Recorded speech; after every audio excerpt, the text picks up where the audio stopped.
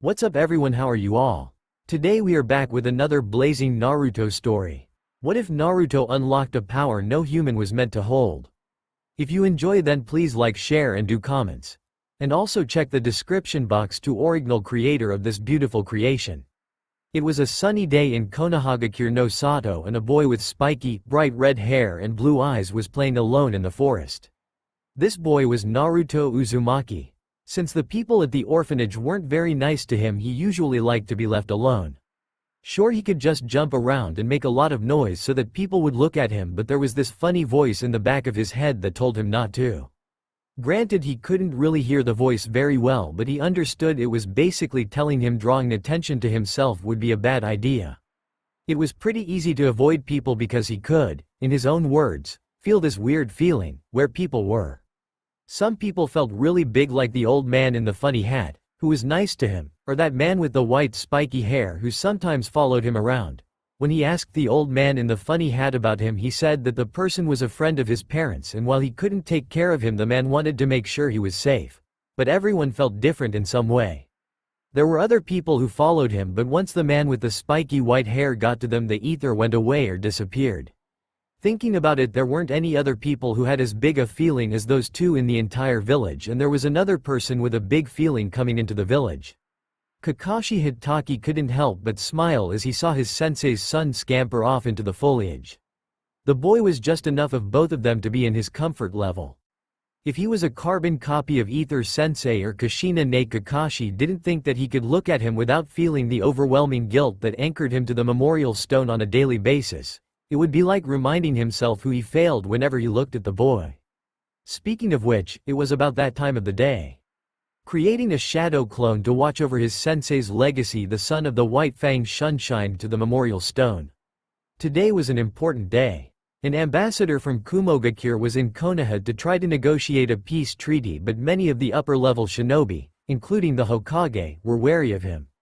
Many of them still remembered the failed kidnapping of Uzumaki Kushina many years ago, and they wouldn't put it past Kumo to try it again, especially with her orphan son running around. Honestly, who else in Konoha has that bright red hair? Nighttime, just outside the Hyuga compound. A figure darted out of the Hyuga compound carrying a black bag the size of a small child. Yasaka Hattori grinned, almost not believing how easy this was. While he was sent under the guise of negotiating a peace treaty, his true purpose was to kidnap the Hyuga heiress for Kumo's bloodline program. While many people would think it was sickening to subject innocent young girls to such a thing, Kumo didn't care as long as it got them more power. Pausing to catch his breath, Yasaka caught a glimpse of bright red hair just before it disappeared into the bushes. Naruto was having fun playing in the forest just outside of the Hyuga compound when he felt that new signature that came into the village today. Oddly enough, there was also a second, much smaller signature with it. Deciding to check it out, he hoped through the bushes until he saw the person carrying a child-sized black bag. Figuring that the second signature was coming from that bag, Naruto jumped off to warn the man with the spiky white hair. He was nearby. Shit, I can't let that brat warn the village's security, Yasaka thought as he chased after our protagonist. Bursting into a clearing with an odd stone, the Kumo Jonin managed to grab the child by the hem of his shirt. Finally, having caught up to the kid, Yasaka finally got a good look at him and a feel of his chakra signature. Wait, bright red hair, massive chakra reserves for his age, holy shit. This kid is the last Uzumaki. Grinning madly as he ignored the kid's squirming, he thought about what kind of reward he would get for this. Like just about every other village, Kumo heard about the Kyuubi attack. After doing some digging, it was revealed Kushina Uzumaki died, but there were rumors of a kid with bright red hair with massive chakra reserves running around after the Kyuubi attack. The civilians all thought it was the demon reborn, but the people at Kumo knew better. While rare, bright red hair wasn't limited to only Uzumakis, but all those with the Uzumaki special chakra had bright red hair. This is perfect. When I take you and the Hyuga girl back to Kumo for their bloodline program, I'll be set for life. Slamming the still squirming kid on the ground, Yasaka prepared to knock him out when he felt a prick on the back of his neck and then knew nothing but darkness. Kakashi sighed as he finished tying up the Kumo nin who tried to kidnap the Hyuga heiress and his sensei's son. While the nin would have probably been caught and killed by Hiashi, who was just now arriving to retrieve Hinata, The fact that he chased after Naruto meant three things. First, that Kumo knew Kushina Ne had a son with the Uzumaki bloodline. 2. While the nin was chasing Naruto at the time, his main target was the Hyuga heiress. 3. And most importantly, Konoha now had a bargaining chip. If the nin had been killed, even though he was trying to kidnap the heiress, the treaty still meant that Kumo would still been able to demand reparations. However, since they had the man alive and caught him in the act of trying to kidnap the heirs of two clans, not that one of them knew that yet, there was nothing that Kumo could demand from a legal standpoint, and Konoha now held all the cards. Turning around and looking at the red-haired boy clinging to his leg, he slowly patted him on the head to calm him down. "Okay, let's go to the old man now," Kakashi said, taking Naruto's hand. Hold on." Naruto's voice came out sounding as if he hadn't used it in days, which was probably true considering how he was treated in the orphanage. Timidly walking over to the girl hiding behind who Naruto assumed was her father, he stuck his hand out. "Hello, my name is Uzumaki Naruto. What's yours?" Blushing from behind her father's legs, Hinata stuck her hand out and grabbed Naruto's offered hand. My name is Hyuga Hinata. It's nice to meet you." "It's nice to meet you to Hinata," Naruto said with a small smile before he walked over to Kakashi. "Okay, Kakashi. Hitaki Kakashi," said the man with a smile. Most of his face was covered by a mask and his headband, so it came out as his eye looking like an upside-down U. "Okay Kakashi Nissan, I'm ready to go." "Nissan?" Kakashi asked with a raised eyebrow. "Yeah, the old man says you're always looking after me. Like an older brother would." "Haha, okay then let's go Otuto." Grabbing Naruto's hand and the tied-up Kumo shinobi, both Naruto and Kakashi disappeared in a shunshin. In the Hokage's tower, Sarutobi Hiruzen sighed as he remembered how he was appointed Hokage again. After the Kyuubi attack and his successor's death, he retook the mantle to help stabilize the leaf. Trying to honor the Yondaime's last wish for his son to be seen as a hero, he told the village as his status as a Jinchuriki. The reaction was split down the middle. While the civilians called for his head, many of the more experienced ninjas remembered about Kushina and her status as a Jinchuriki, and coming to the conclusion that during childbirth, Kushina died and the beast had to be sealed into her son. The bright red hair helped many realize that, when it was released. Recognizing the sacrifice Naruto's family was making, even if they didn't know who the dad was, the Jonin and clan heads were quick to rein in any and all bias towards Naruto. Since then there have been many attempts to adopt Naruto, but the civilian council was being petty and denied any and all requests due to that Naruto was technically a civilian. The Sandaime still remembered when he first brought Naruto to the council, and his one-time rival Danzo suggested that he be turned over to him and made a weapon. All the shinobi clan heads stone-walled him and poured enough killing intent towards the civilian council that they could barely control their bowels, much less open their mouths. Thinking about his old teammate Hiruzen couldn't help but feel disappointed.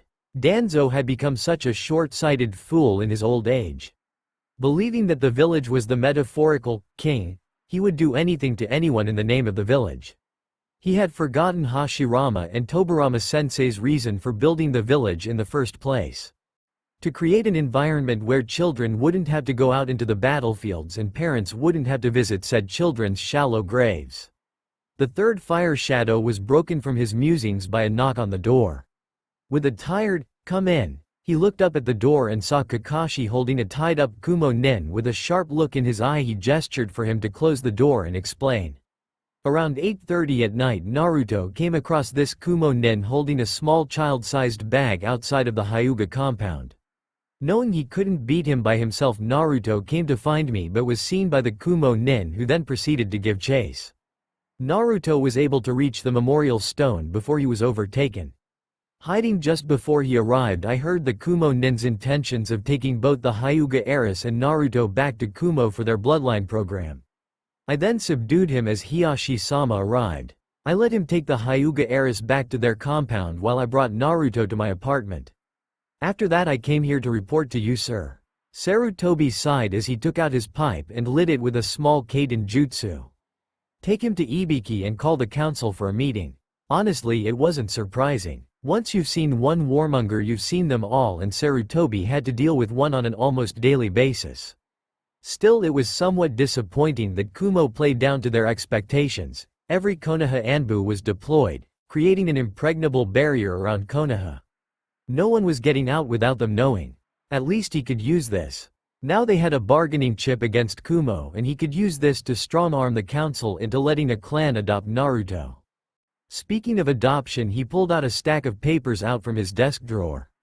After the Kyuubi attack and the matter of Naruto's adoption came up, Uchiha Fugaku was the first one to offer.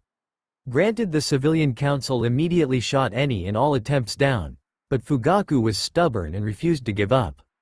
Every other week he received a request from the Uchiha clan to adopt one Uzumaki Naruto, but the civilian council immediately shot it down every time. At first he was suspicious, seeing as how it was an Uchiha, not that anyone besides himself and the Kyuubi knew that was behind the Kyuubi attack, but after some digging he found the truth about Minato and Fugaku's relationship and decided to give him his support. Smirking, he began to fill out the paperwork to adopt one Uzumaki Naruto into the Uchiha clan. He had the civilian council's number this time. Council chambers. So it looks like Kumo really did try to kidnap the brat. That was the voice of the Jonin commander Nara Shikaku. He had predicted that since Kumo had already tried to kidnap Naruto's mom, they would probably try to kidnap him too if given a chance. Yep, but I hear he wasn't captured by the Anbu we have around the village, said a cheerful heavy-set man named Akamichi Choza. Apparently Kakashi was the one who took him down. We have him in interrogation and torture right now, added Yamanaka Inoichi, the last of the first-generation Inoshika Cho. The door to the council chambers opened to reveal the Hokage and his two teammates Mitokado Homura and Utatane Kaharu. Settling at their seats at the end of the council table, the Sandaime cleared his throat. We are here today to discuss two things. First is Kumo's attempted kidnapping of two clan heirs and the adoption of Uzumaki Naruto. I thought we already made our point clear. That demon isn't going to be adopted, said Cliché Council Member 1. That's right, and there is nothing you can do about it, screeched a pink-haired Cliché Council Member 2. That's where you're wrong, said Sarutobi with a grin that was positively victorious. But I will get to that. At 9 p.m. a Kumo Nen was apprehended trying to kidnap the heirs of two clans. The near-extinct Uzumaki clan. Insert flinch for Cliché Civilian Council **, and the Hyuga clan. Because of this I feel it is appropriate to leave him in the tender mercies of Ibiki. In a deep dark torture cell, Yasaka Hattori was waking up. He felt his arms and legs restrained and he couldn't see or feel his chakra. Hello Yasaka, would you like to play a game? Oh thank God. For a second I thought they gave me to that sadist Morino Ibiki. I swear that guy gets his jollies off of torturing people. Yasaka's blindfold was then removed, to reveal the grinning face of Morino Ibiki. In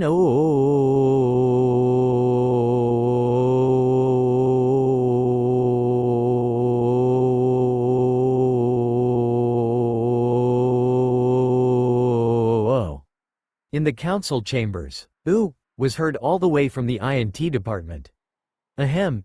Yes, well, as I was saying, because of the negligence of the civilian council one of our bloodlines was almost stolen. Therefore I am forbidding the civilian council from interfering in any matters related to the Uzumaki heir Uzumaki Naruto. What? You can't do this, said Cliché Civilian Council Member Number 3 as they were escorted out of the room by Anbu. Yes we can. Due to your bigotry you spit on the legacy of Uzu and in the process almost lost Konoha, a powerful bloodline, and our Jinchuriki. While you might want to get rid of the demon, remember, in Kumo's hands that demon might come back to exact vengeance. Homura said in a stoic tone. When Kumo learns that we have detained one of their head jonin, they will be out for blood. What I want are ideas that end in our benefit without war. Sarutobi said to bring the conversation back on track. Here is in you cannot be serious, said Danzo as the one-eyed warmonger mungered for war. They are obviously in the wrong here, and since this is Kumo we are talking about, they won't let it go unless we give them what they want or put their balls in a vice. Taking a deep breath, the Sandaime rubbed his forehead. I know Danzo, I know. I do have an idea that will, in your own words, put their balls in a vice, but I want to hear the other suggestion so we don't have to resort to that. Surprised that Sarutobi was still capable of thinking like that, Danzo simply nodded and stepped back. Some ideas were dribbled around, but it seemed no one was able to agree to a realistic solution. Some wanted to simply execute the Kumo nin while others wanted to release him as a show of peace. However, in the end it seemed that Shikaku lived up to his position as Jonin commander and took control of the situation. Hokage-sama, if I may? Yes, Shikaku-san, what is it? What do you plan to do if Kumo doesn't accept our demands? I think it would be best if we had an accurate idea of how much of a trump card we have on them. Sighing, Sarutobi lighted his pipe and took a long drag before he blew out the smoke. The man we captured is, as I said, a Kumo Jonin, but what I hadn't mentioned yet is that he is one of their head Jonin. Right now he is down in I&T, having very piece of information in his brain being extracted by Ibiki and an assistant. As it is, we have access to all of Kumo's dirty dealings, so to speak. Every record of every kidnapping, failed or successful. Knowing Kumo and how hungrily they amass power, we could probably convince both Iwa and Mizu to go to war with them. With Suna and us, that would be 4 of the 5 great nations all attacking one place. They would be completely crushed. However, that vacuum of power would lead to the balance of the nations destabilizing. Everyone would be trying to get as much as they could from the remains, and it would probably begin the next great war. Quote, silence echoed in the chambers. Right now they had the opportunity to destroy one of the 5 great nations, but it would be the start of the 4th Great Shinobi War. No, causing the destruction of a nation for a simple kidnapping attempt would be too much. That is why I want to find some other solution. What we know is that Kumo won't give us their Jinchuriki or give us any of their bloodlines. What else can we ask for? Jutsus? Resources? Someone give me something. We could ask for training for our Jinchuriki. Danzo said. Silence once again greeted the room. Not because of the words spoken but because of the speaker. Within Konoha, Danzo was a well-known warmonger. The fact was that he and Sarutobi often bumped heads because of their respective views on what was best for the village. Danzo wanted war and Sarutobi wanted peace. The fact that Danzo was suggesting a viable alternative that didn't end in war was enough to shock everyone into silence. I know that most of you think of me as nothing but a deluded fool wanting war for no reason, but hear me out. At the moment we are weak from the Kyuubi attack, but we have never had a Jinchuriki of the Kyuubi actually use its power. However, during the last war rumors sprung up about Kumo's perfect host. If we were able to harness the raw power of the Kyuubi, then Konoha's position as the strongest ninja village would be cemented once again. Very well. I believe that is a good idea. At the moment the peace treaty, even if it was just a distraction, is technically making Kumo our ally if we decide to ratify it. However, Naruto-kun will not start until he believes he is ready and reaches at least Chunin rank. All agreed? Agreed, chorused the room. Now onto the second order of business. As I said, now that the civilian council is no longer involved in decisions pertaining to Naruto-kun, he can now be adopted without them stonewalling us. Since Fugaku has been the most vocal about his wishes to adopt Naruto into the Uchiha clan, I will let him. Unless there is any objections, this meeting is adjourned. I need to prepare for when Kumo learns about their head Jonin being detained. Kumogakure. Damn it. Followed by the sound of a desk smashing through a wall was the screen in the Raikage's office. It was supposed to be a simple kidnapping, but the damned ambassador overstepped his boundaries and got caught. Sighing at the Yondaime, Raikage rubbed his forehead. Sarutobi held all the cards in this case, and he could only send another ambassador to try to negotiate his head Jonin's release. In Kakashi's apartment, one red-haired blue-eyed child slept in a dreamless sleep, the events of the night finally catching up to him. This was the scene Kakashi happened upon coming back to his apartment. Seeing his sensei's son, so innocent and naive, it made him want to put each and every civilian council member's head on a pike.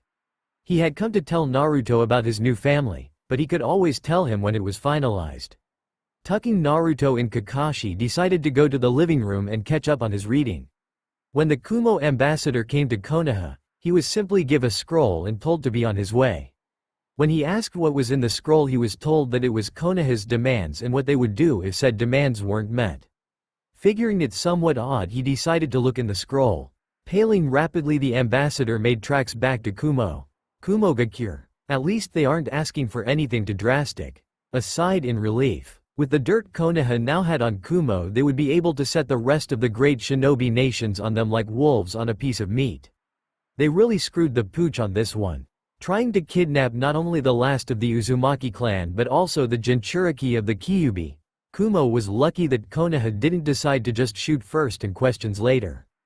On the bright side, the alliance with Konoha would be smoothed over if Kumo agreed to this. It was a deal of mutual benefit for both sides, but Konoha was still holding a metaphorical gun to Kumo's head in this one. Grabbing a blank scroll, the Yondaime Reikage wrote his response and prepared to send the scroll to Konoha. They might be able to get the Uzumaki bloodline just yet. Konohagakure. Sarutobi Hiruzen let the pipe drop out of his hand as he read Kumo's response to Konoha's demands. They had agreed, of course, but they had suggested something to further cement the relationship and eliminate any bad blood between their nations. An arranged marriage, but not just any arranged marriage. An arranged marriage between Ni Yugito, the Jinchuriki of the Nibi no Nekomanta, and Uzumaki Naruto, the Jinchuriki of the Kyuubi no Yoko. While it might end up giving Kumo the Uzumaki bloodline, it would almost permanently tie together Kumo and Konoha. Jinchuriki were inherently more loyal to each other due to the fact that just about every Jinchuriki grew up hated and scorned. If Yugito and Naruto ended up growing close enough and Kumo tried to break off the alliance, Yugito would stay with Naruto rather than go back to Kumo, especially considering that she had no real connection to the cage as most Jinchuriki did to secure their loyalty. The question is, however, if Yugito and Naruto would truly bond. Yugito was 7 years old, a fresh genin out of Kumo's academy, even though she had been training with the Nibi's chakra her whole life. Naruto was 3 years old and not even aware of his burden. Sighing, Hiruzen decided that once Naruto entered the academy he would tell him of Kurama the Kyuubi. The academy would color Naruto's opinion of the old fox, even though the attack years ago wasn't really his fault. Not that anyone but him knew that. Not to mention how Naruto's parents probably asked Kurama to take care of their son. The reason the old fox hadn't made contact yet was probably due to how pumping enough of its chakra to forge a link to the boy would have killed him. All things considered, this is alright for now. I hope Naruto can forgive me when he learns about this. A 6-year-old Naruto was running the Uchiha compound. It had been 3 years since the Kumo incident and his subsequent adoption into the Uchiha clan. After crying tears of joy, he asked why the Uchiha clan had decided to adopt him. His new mom, Uchiha Makoto, told him that they were close to his parents. Even though he wanted to ask about his parents, that odd burning in the back of his head told him not to. When he was first brought back, he immediately butted heads with Uchiha Sasuke, his elder by a few months, even though he got along well with his other older brother Uchiha Itachi. Naruto had come out of his shell the last couple years around people he knew due to his new family's love and affection. Makoto practically showered him in it, and while he and Sasuke butted heads, Sasuke still acknowledged him as part of the family, calling him Otuto, not just to annoy Naruto. Itachi did care, it was just hidden under the stoicism. Fugaku was at first stoic like Itachi, but over the years he adopted Naruto's approach to people and smiled more with his family. Though for some odd reason Makoto would always tell him to try to stay in the Uchiha compound. When he asked why, she would just say it was because she wanted to be close to her baby, and then proceed to smother him in her cleavage until he passed out. Itachi was, for lack of a better term, near emotionless, just like his father, so you would think Naruto and Itachi wouldn't get along very well. It wasn't until he met Itachi's best friend, Uchiha Shisui, that he understood why. After Naruto had opened up to Shisui, Shisui and Naruto hit it off immediately, and only weeks after meeting him began to call him Shisui Oni-san. The rest, as they say, is history. With Shisui's love of using his hypnotic genjutsu to screw with the members of his clan and Naruto's new-found penchant for pranks, the two began terrorizing the Uchiha clan and Konoha in general. Speaking of pranks, he had just pulled off one of his best pranks yet. He had snuck into the houses of each Uchiha who was in the Uchiha police force over the night and hid the Uchiha police force's spare uniforms, cloths and undergarments, leaving only one uniform available for each of them to go out in. "Get back here, you little brat." That was covered in bright pink paint with orange accents. Chuckling to himself, Naruto jumped off the roof of the house he was on. Forming a chakra chain, he used it to hook himself onto a tree branch and swung into the forest. It was around a year ago Naruto had discovered his ability to form solid objects out of chakra. He had finally worked up the courage to ask about his clan and his mother. The voice in the back of his head, he didn't tell anyone about it. They would think he was crazy, told him not to ask about his father just yet, but Since Makoto had said she and his mother were very close, he decided to ask her about his clan and his mom. Apparently he was part of this clan that was very good at fuinjutsu and had a bloodline that had at least one of 3 traits. The first of these traits was increased longevity and larger chakra reserves. Everyone born with Uzumaki blood in their veins had these. An Uzumaki who was 40 years old would look 20. In fact, the longest any recorded Uzumaki had lived was almost 300 years. The second was the ability to sense the people around them and their chakra levels. This was called Mind's Eye of the Kagura, and Naruto had been passively using this trait in his early years to avoid other people. The last and rarest trait was the ability to shape their chakra into physical forms for combat or just convent uses. Mito, the Shodai's wife, and Kushina Uzumaki had this trait. Mito's taking the form of a dragon, while Kushina's taking the form of chains. When Naruto tried to do this with his chakra, he found he could shape his chakra into just about any form, but the strength and stability depended on his focus and how much chakra he put into the construct.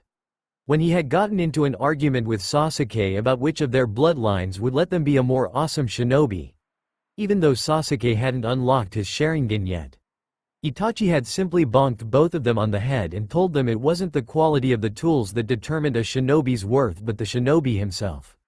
After finding out about his clan, Naruto immediately began training to unlock his chakra. It took him several weeks, but he had eventually unlocked it and had begun practicing making shapes out of his chakra. When he would get tired from practicing with his bloodline, he would read books about fuinjutsu. Soon enough, Makoto had found out and expressly forbidden him from practicing seals, even though she was more than happy to let him read about them. She had even given him a book about sealing, but for some reason she was adamant about him reading about a section that described Jinchuriki. Jinchuriki were people who had these things called biju sealed inside of them and were able to access the power of previously mentioned biju. Apparently a biju attacked Konoha 6 years ago, but the Yondaime Hokage used a jutsu to defeat it at the cost of his life, but Naruto wasn't sure exactly how one was supposed to kill a sentient mass of chakra. Dropping into a clearing in the forest with a roll, Naruto stopped for a second to focus his mind's eye of the Kagura. Sensing that the police force had apparently given up and gone back to look for their hidden cloths, Naruto laid down eagle spread on the soft grass and closed his eyes to think about the thing that had been bugging him for the last week. The Kyuubi attack. There were so many inconsistencies in the stories the adults told the children, it was like some bad plot in a shonen manga. For one, the Kyuubi just appeared in the center of Konoha for no reason. If it had some from somewhere, then Konoha would have been able to see it ahead of time and prepare, but no, the Kyuubi just popped up in the center of Konoha and began killing people. That made no sense. The only way for the Kyuubi to just appear inside of Konoha was if someone summoned it there, something he highly doubted with the amount of hate Konoha had towards the Kyuubi itself. Also, since after the battle of Uchiha Madara vs Senju Hashirama the Kyuubi was sealed inside Uzumaki Mito, now that he actually thought about it, his mother's last name was Uzumaki, and when Mito died, since there was no report of the Kyuubi rampaging, so that meant it was probably sealed inside another Jinchuriki who was kept secret, probably so that people wouldn't try to assassinate that person. Wait, seals? Jinchuriki, people who had biju sealed inside them. Uzumaki Mito, the Jinchuriki of the Kyuubi, his mother Kushina. Uzumaki Kushina, the Uzumaki bloodline of more powerful chakra. The date of the Kyuubi attack. October 10th, his birthday. The Yondaime was a seal master. And everything fell into place. The glares, the hatred, why people treated him even worse on the Kyuubi festival, why Makoto wanted him to stay inside the Uchiha compound. It all made sense. When Mito had died, the Kyuubi was sealed inside his mother Uzumaki Kushina.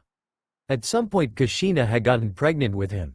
During childbirth she must have died, causing the Kyuubi to break free. The Yondaime had come to seal the Kyuubi, but he couldn't just seal the Kyuubi into anyone. The Kyuubi's chakra was extremely powerful, and whoever he sealed the Kyuubi into would have been roasted alive by the seal due to the Kyuubi's potent chakra, unless their chakra was powerful enough to counteract it. Powerful like the chakra of those from the Uzumaki clan. Wait, if he was the Kyuubi's Jinchuriki, then the Sandaime would have told him, right? His family would have told him, right? They wouldn't have kept him in the dark about something this big. That's right, thought Naruto as he panicked and lifted his shirt to see if there was a seal and channeled chakra. Tu-san and Ka-chan would have told me when I asked them why people were always mean to me. Itachi ni and Shisui ni would have told me when I asked them what happened to the Kyuubi. Sarutobi Gigi would have told me when I asked why I always had to hide during my birthdays so the mobs wouldn't hurt me. They wouldn't have lied to. All thoughts were derailed as a spiral seal surrounded by 8 prongs appeared on his stomach. Hyuga compound. Hyuga Hinata was someone considered a failure by her clan. Even though Hizashi Ojisan and Neji Nisan always encouraged her to do her best, she still never matched up to the standards her Oto-sama let for her. Sighing, she thought of that red-haired boy that she had met 4 years ago during the Kumo incident, Uzumaki Naruto. Or rather Uchiha Uzumaki Naruto. After the incident he had been adopted into the Uchiha clan. Hinata wanted to see him again, seeing as how if it wasn't for him she would have been kidnapped by that Kumo nin, but whenever she asked her, Oto-sama would just say, "We don't associate with Uchihas." He had become especially cold to her after her Ka-san had died. Maybe she would see Naruto in the academy next year. Forest clearing. Naruto didn't know how long he sat there in the forest clearing, all he knew was that he wanted to be alone. Jinchuriki, the power of human sacrifice. He had been lied to his whole life. The reason everyone at the orphanage was always mean to him. The reason he was always glared at outside of the Uchiha compound. They all knew but never told him. The most powerful weapon of the 5 great shinobi villages. He didn't know what to think anymore. In the book he read it said that Jinchuriki were often related to the cage to ensure loyalty to the village. There was no way the Sandaime was his father, grandfather maybe, but father no. But that wouldn't explain where he got his blue eyes from. Was that the only reason his family was kind to him? To ensure he was loyal to the village? Due to Naruto being caught up in his angst spiral, he didn't notice the person approaching him from the woods. Uchiha Shisui was always considered an oddball within his clan. Where most of his clan was stoic and expressionless, he was more outspoken and when not on duty, wore his emotions on his sleeves. Sure, he was a bit of a pervert, but every man is. These traits caused him to bond with Naruto once he had finally met the boy a few months after he joined the clan. While initially Naruto was distant to him, as he was with everyone he wasn't familiar with, Naruto gradually warmed up to Shisui and the two gained an unbreakable bond. When Shisui had introduced Naruto to pranks, it had originally been a ploy to get the kid to steal some girl's underwear. He had taken to it like a fish to water and the two terrorized Konoha on a daily basis, even though Naruto seemed to have something on his mind lately. While Shisui was walking through the woods, he spotted a head of spiky red hair in a clearing in the woods. Speaking of the devil and he shall appear. Looking at the sun he noticed it was getting pretty late. Makoto would throw a fit if Naruto wasn't home by curfew, so he decided it would be a good idea to get Naruto home. "Hey there little guy, how's it going?" Shisui said as he walked into the forest clearing with a grin. "I'm fine," was Naruto's answer, blue eyes hidden under his spiky bangs. That set of warning bells in Shisui's head. When he first met Naruto, the kid was damn near mute, always trying to make himself appear as unnoticeable as possible. Naruto had warmed up to Shisui, and over the years he had learned that Naruto was very vocal about his emotions to people he cared about. If he was upset about something, then he would be bouncing all over the place and in general raising hell. That he wasn't doing that and instead trying to bottle his emotions up meant that it was something big. Sitting down next to Naruto, Shisui waited until Naruto was ready to talk. Being a genjutsu specialist, even though Shisui was known for his shunshin, he had a decent idea of how the mind works. Trying to pressure Naruto to tell him what happened would just alienate him. He had to wait until Naruto was ready to talk. Sure enough, after a couple minutes, "Why didn't anyone tell me about the Kyuubi?" Putting an arm around Naruto, Shisui drew the boy into a one-armed hug so he was leaning on him. "So you finally figured it out, huh?" The Sandaime's law forbade people from talking about Naruto's status as a Jinchuriki, but it didn't stop someone from comforting him once he finally found out. Well, there's a law that the Sandaime passed after the Kyuubi attack that actually stops people from telling you under penalty of death. But still, why was it kept a secret from me when everyone else knew? Naruto asked, not understanding why the Sandaime passed that law. The same reason that Makoto Obasan tried to keep you in the Uchiha district as much as possible. She and the Sandaime wanted you to have as close to a normal childhood as you could, even with your burden. Don't think for a second any of us kept it from you out of spite. We just didn't want to see you grow up so fast. Shisui said as he rubbed Naruto's head. Oh, I guess I understand Shisui Nichan. That must be why Makoto-Kasen wanted me to read that section about Jinchuriki in the Fuinjutsu book. So I wouldn't be confused and think I was the Kyuubi. Naruto said as his eyelids drooped. That's right Naruto-chan, me, Fugaku Oja-san, Makoto Oba-san, Itachi, all of us. Even though our first loyalty should be to the village and our clan. Care more for you and Sasuke-chan more than anything in the world, never forget that. Shisui said with a gentle smile. When light snoring responded to him he lifted Naruto onto his back and set off for the Uchiha clan headhouse. Hokage Tower. Sarutobi Hiruzen couldn't help but smile as he watched his surrogate grandson bond with his self-appointed brother. Still, he mused, the fact that he was able to figure out the events behind the Kyuubi attack and deduce that he was its Jinchuriki when all the civilians are still in their own little fantasy worlds is astounding. The boy definitely had Minato's intelligence. Minato was considered a once-in-a-lifetime prodigy for multiple reasons. One of the most unnerving reasons was how he had a way of obsessing about things until he figured them out. His Hiraishin had come from him trying to figure out the mechanics behind the summoning jutsu, and his amazing ability of seeing underneath the underneath. It was simply impossible to hide things from the former Yondaime. He had figured out Kushina was the Jinchuriki of the Kyuubi only months after having known her. Granted it took a year for him to finally figure out she was a girl, and almost a decade to figure out she was in love with him. Moving on. Long story short, it seemed Namikaze men were surprisingly observant when it came to things no one else would see, but because of this when something was obvious it would go right over their head. Sighing, Sarutobi figured that Naruto if had to meet the Kyuubi sooner or later it would better for it to be sooner if he wanted to. With that in mind he told his secretary to call someone who he thought would be perfect for the job. Uchiha Itachi was a prodigy. This was something he was complimented about on almost a daily basis. Graduating the top of his class at age 7. Mastering the Sharingan at age 8. Passing the Chunin exams at age 10 and enrolling in Anbu half a year later. Many were already saying he was on his way to Anbu captain. Yet almost nobody truly understood him. That small list included his little brothers, his best friend Shisui, his mother and more recently his father. Itachi let out a small smile at the thought of his adopted younger brother Uchiha Uzumaki Naruto. The boy had this odd ability to have people just gravitate towards him. Where once his father was cold, distant and almost ignored Sasuke, after living with Naruto for a year he began to change. He became more emotional, spent more time with his family and no longer ignored Sasuke or doted on Itachi. Sasuke, who was once filled with jealousy towards Itachi for his status as a prodigy and how everyone would always focus on Itachi, mellowed out. With a new younger brother to spend time with, he no longer felt as neglected. Even Itachi had been changing slowly. While he was still as expressionless as a rock, he now voiced his opinion more often. Naruto's constant pestering caused him to spend almost all his time not training or in missions with Sasuke and him, and he found himself caring even more for his little brothers. There was nothing he valued more than Naruto and Sasuke's safety. Not even the village. When he brought this up with his mother, she told him that he had his father's charisma and his mother's ability to just pull people into his loop no matter how hard they tried to swim against the current. A few months ago when he had entered Anbu, he had been informed of Naruto's status as a Jinchuriki.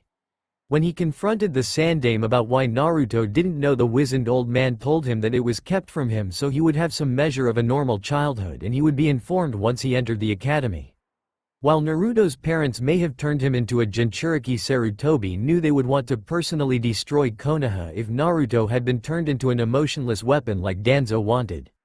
Itachi had long since figured out Naruto's parentage. Naruto's parentage was simply just one question to his mother away, due to how she, Fugaku and Itachi would always meet with Minato and Kushina. Hearing that he had a summons from the Hokage, Itachi idly wondered what kind of game he would play with Naruto and Sasuke tomorrow.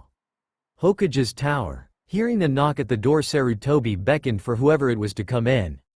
The door opened to reveal the emotionless face of Uchiha Itachi. "You called Hokage-sama?" "Yes, Itachi-kun, sit down." Taking his pipe from his desk, he lit it with a small Kaiden jutsu. A few moments passed in awkward silence. "I wanted to tell you Naruto has figured out his status as a Jinchuriki." Aside from a slight widening of the eyes, Itachi had no outward reaction. I see, but that is not the reason you called for me, is it? Sighing wistfully, the Sandaime let out a rueful chuckle as he made a signal for the Anbu in the room to leave and turned on the silencing seal. You truly are a prodigy, Itachi-kun, but first, to understand this order you first know the truth of the night of the Kyuubi attack. The truth of the night of the Kyuubi attack? Turning around, Sarutobi nodded with a serious look in his eyes. Itachi, what I am about to tell you is to be classified as a rank SS secret. If it were not for your rising ranks within Anbu and how close Naruto holds you to his own heart, you would not be hearing this. Do you understand? Do not betray my trust. Nodding once, Itachi focused and made sure to commit the following conversation to his memory. I'm sure you're aware of the battle between Madara and Hashirama, where Madara tried to use the Kyuubi to gain an edge but inevitably lost, causing the Kyuubi to be sealed into Uzumaki Mito? Itachi nodded. There was no Uchiha who didn't know about that battle. However, something you don't know is that the Kyuubi requested to be sealed into Mito. What? Indeed. Due to the Kyuubi being controlled by Madara's Sharingan, it requested to be sealed into Uzumaki Mito so it could not be controlled again. The Kyuubi is actually quite an intelligent creature. If that is the case, then why did the Kyuubi attack Konoha? While the Kyuubi did attack Konoha, it wasn't of its own will. Eyes narrowing, Itachi immediately reached a conclusion. You believe in Uchiha to be the cause of the Kyuubi attack. He stated. Hold on now, Itachi-kun, let me finish. The fact that the Kyuubi can be controlled by a Sharingan is a fact now only known between 4 people now. You, me, the Kyuubi, and the perpetrator of the attack. However, there have been rumors flying about along those lines.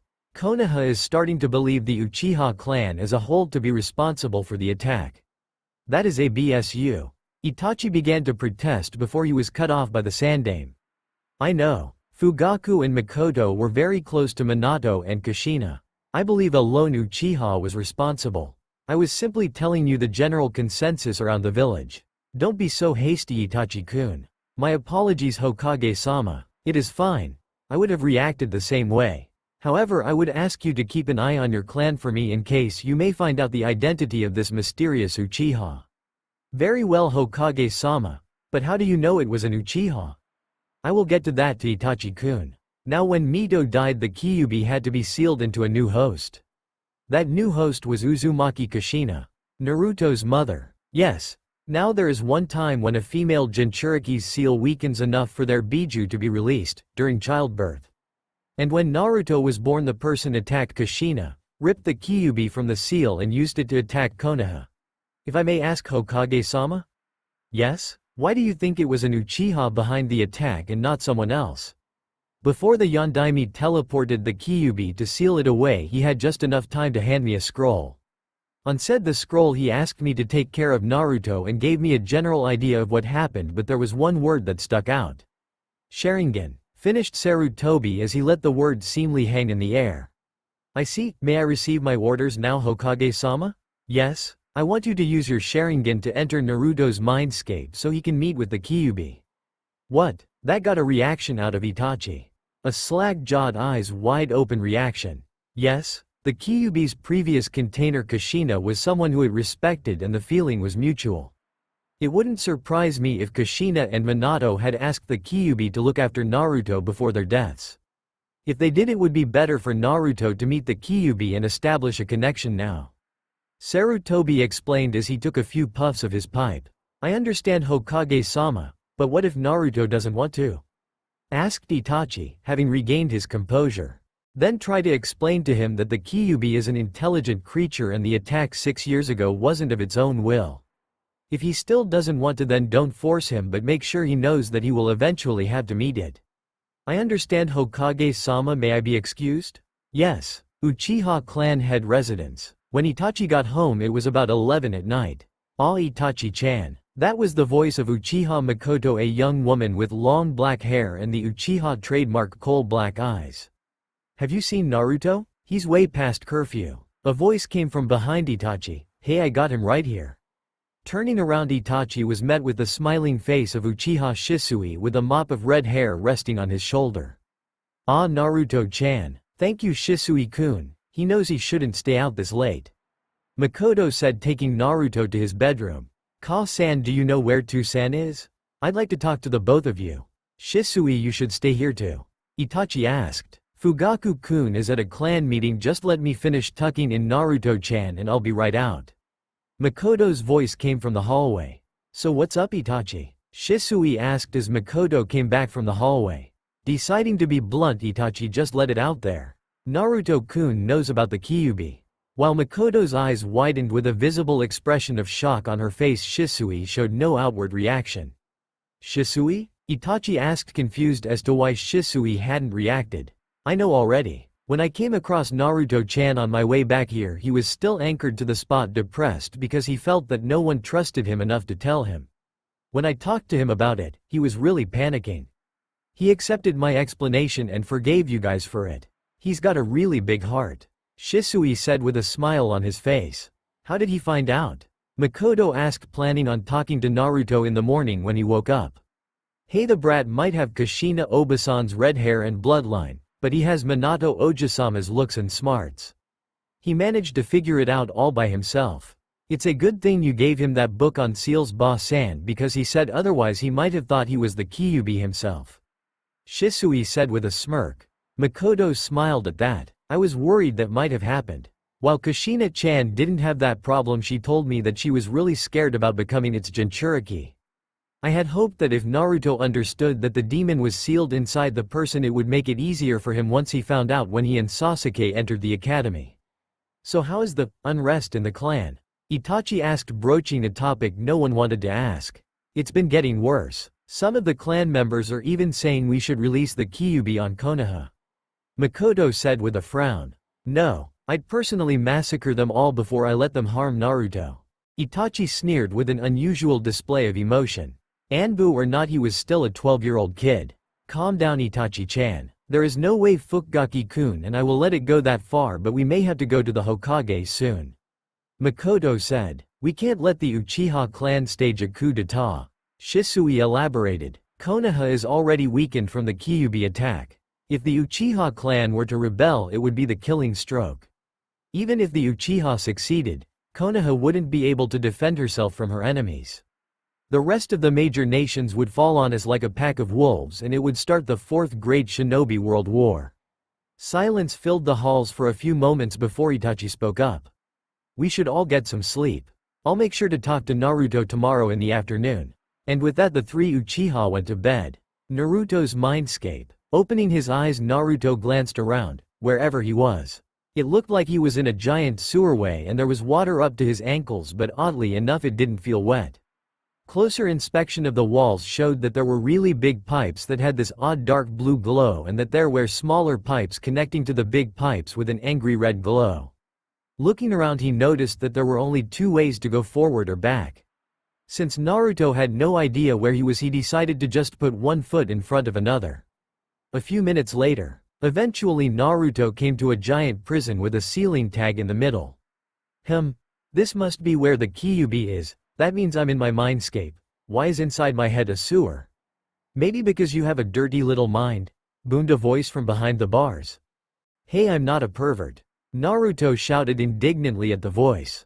Give yourself a few years. When puberty hits, it hits hard, was the voice's sarcastic reply. So you're the Kyuubi? I expected you to be more, evil and all. Release me from my prison, whelp, said Naruto, feeling odd for having a conversation with what he read was a sentient mass of hate. And I expected you to be taller, Chibi-kun. Oh, I just haven't hit my growth spurt yet, Naruto shouted. His height was always a sore point with him. While he wasn't exactly short per se, due to Makoto making sure he ate more than just ramen, he was still a few inches shorter than Sasuke, so whenever someone commented on his height he always lost his temper. Well, I found my new nickname for you. So how did I get in here and how do I get out? Naruto grumbled, looking around. It kind of sucked to be stuck in your own mind when your mind was a sewer. You in here because I called you here, and to get out you just, well, I guess thinking yourself out would be the best way to describe it. Oh, so why did you call me down here? Naruto asked. Even though the Kyuubi was supposed to be evil, it seemed as though the giant fox, man, chakra thing was somewhat civil. Even though Naruto couldn't see past the darkness, he had the distinct impression that the Kyuubi's eye was twitching. I take offense to being called a giant fox-man chakra thing, you know. How did we are in your mind? How do you think? Ooh. Anyway, the reason I called you here is I wanted to get a look at my godson. What? You're my godfather? Naruto yelled with wide eyes. Technically I'm your godmother. Your godfather is the white-haired pervert who gave you your frog wallet for your 6th birthday. You mean Ero Gigi is my godfather? Ero Gigi was the name Naruto gave Jiraiya. While he couldn't visit, due to maintaining his spy network, Naruto was much as he would have liked he made sure to show up on his birthdays. He and Sasuke would usually spend time with the man at hot springs even though neither of them understood why he was always looking through that hole and giggling until they took a look themselves. Since that day, whatever title Naruto and Sasuke gave Jiraiya always had an arrow in front of it. Wait, if he's my godfather, how come I only see him a few times each year? Naruto asked with a frown. He is an important man to Konoha Chibi-kun. I'm pretty sure that while I was sealed in your mother I only saw him around 3 or 4 times a year, and even then it was Kushina going to meet him and your father. So any other questions? After this I would like to form a mental link. It will hurt like crazy, but you won't have to come into your mind to talk to me anymore. Why did you attack Konoha and who is my father? Ah yes, the million-dollar questions. I can't tell you who your father is just yet. He had a lot of enemies and people finding out you were his son is a bad idea. But I can tell you the events of October 10th. Some shifting was heard from behind the darkness. Naruto assumed that since the Kyuubi was getting comfortable it was going to be a long story, so he just sat down on the floor. Long story short, an Uchiha attacked your mother while she was giving birth to you, took control of me, used me to attack Konoha, and then I was sealed inside you. Naruto's somehow face fell while he was sitting, but then one part stuck out to him. Wait, you said an Uchiha was the one who attacked you and my mom? Yes, but do not take one's actions as an action of the group. There is a reason why I am just now contacting you and haven't told you to be wary of your family. Naruto would swear he heard the Biju mutter something about insane tanukis, but he couldn't be sure. Wait, what happened to my dad? I can't tell you exactly how, but he loved you and died to protect you. It was technically true. Minato did love Naruto and he died to give Naruto the power to protect himself in the future. Even though Naruto didn't know who his father was, it still made him feel warm inside to know that his father loved him. Okay, so is there anything else? No, I'll talk to you tomorrow, Chibi-kun. Now get ready for me to forge the link. Mumbling, not a chibi.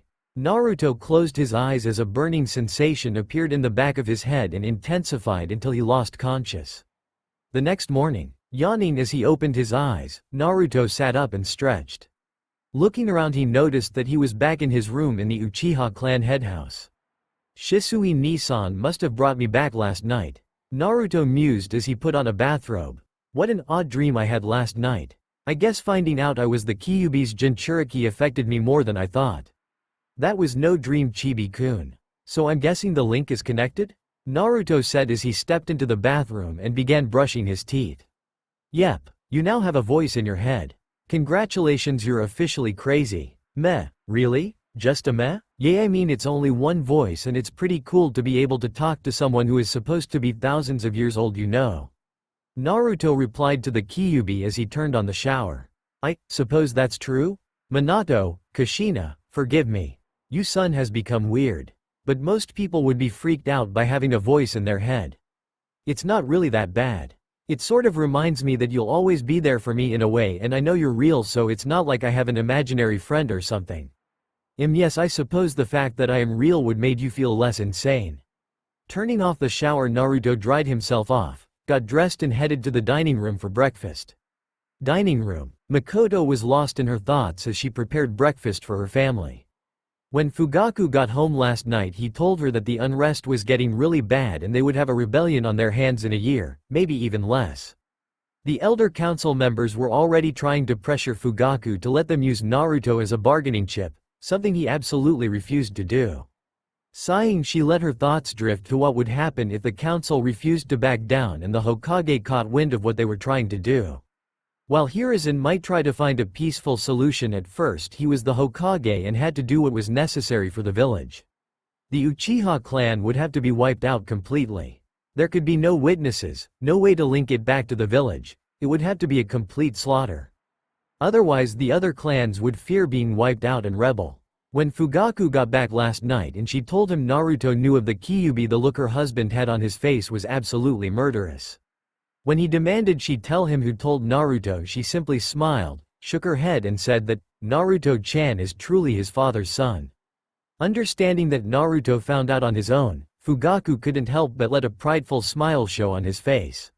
While Naruto might not have been Fugaku's son biologically, he loved him just as much as he loved Sasuke and Itachi.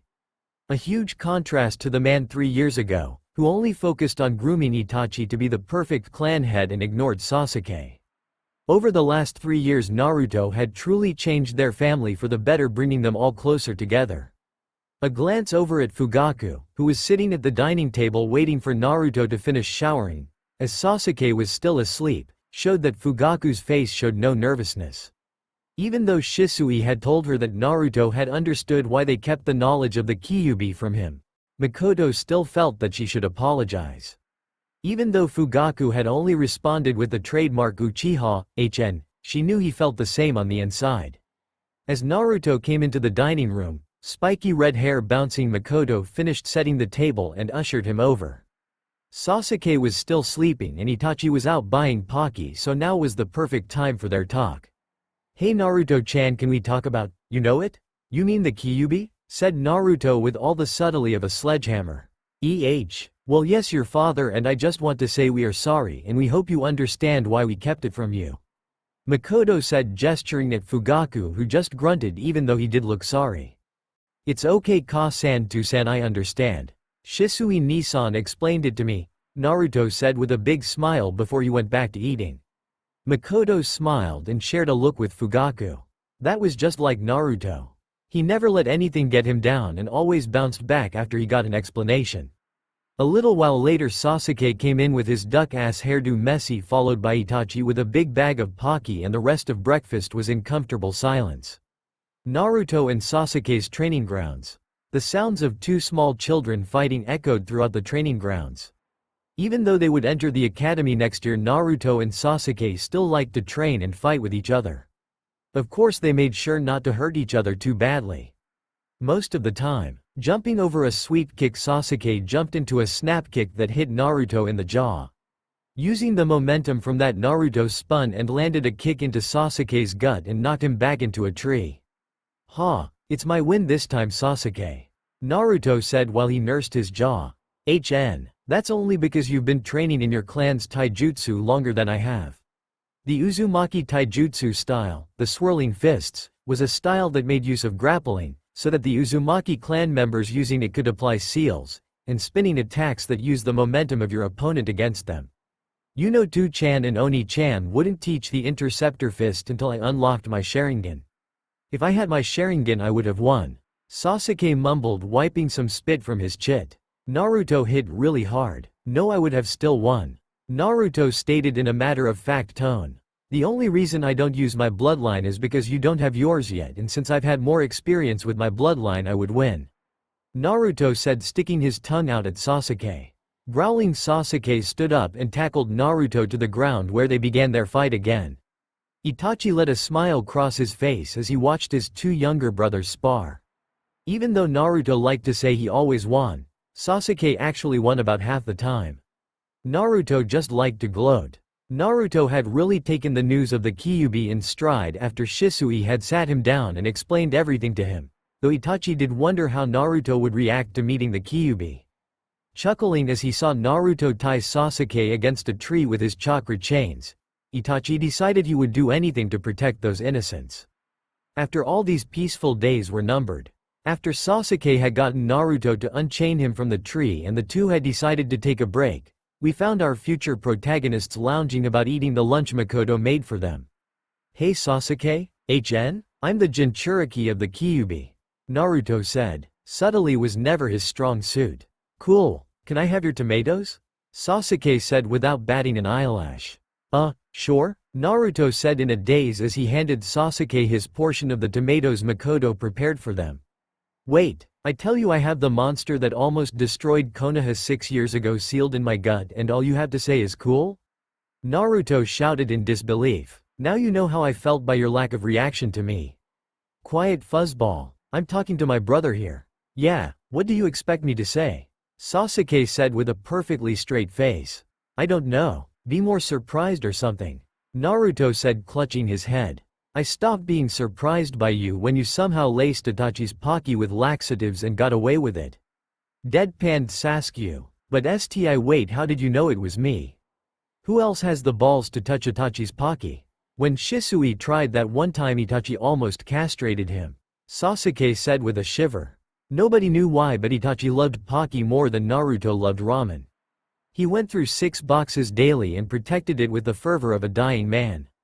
It was once said that when Itachi was still a genin, he had wiped out an entire bandit camp just because they made him spill his pocky onto the ground.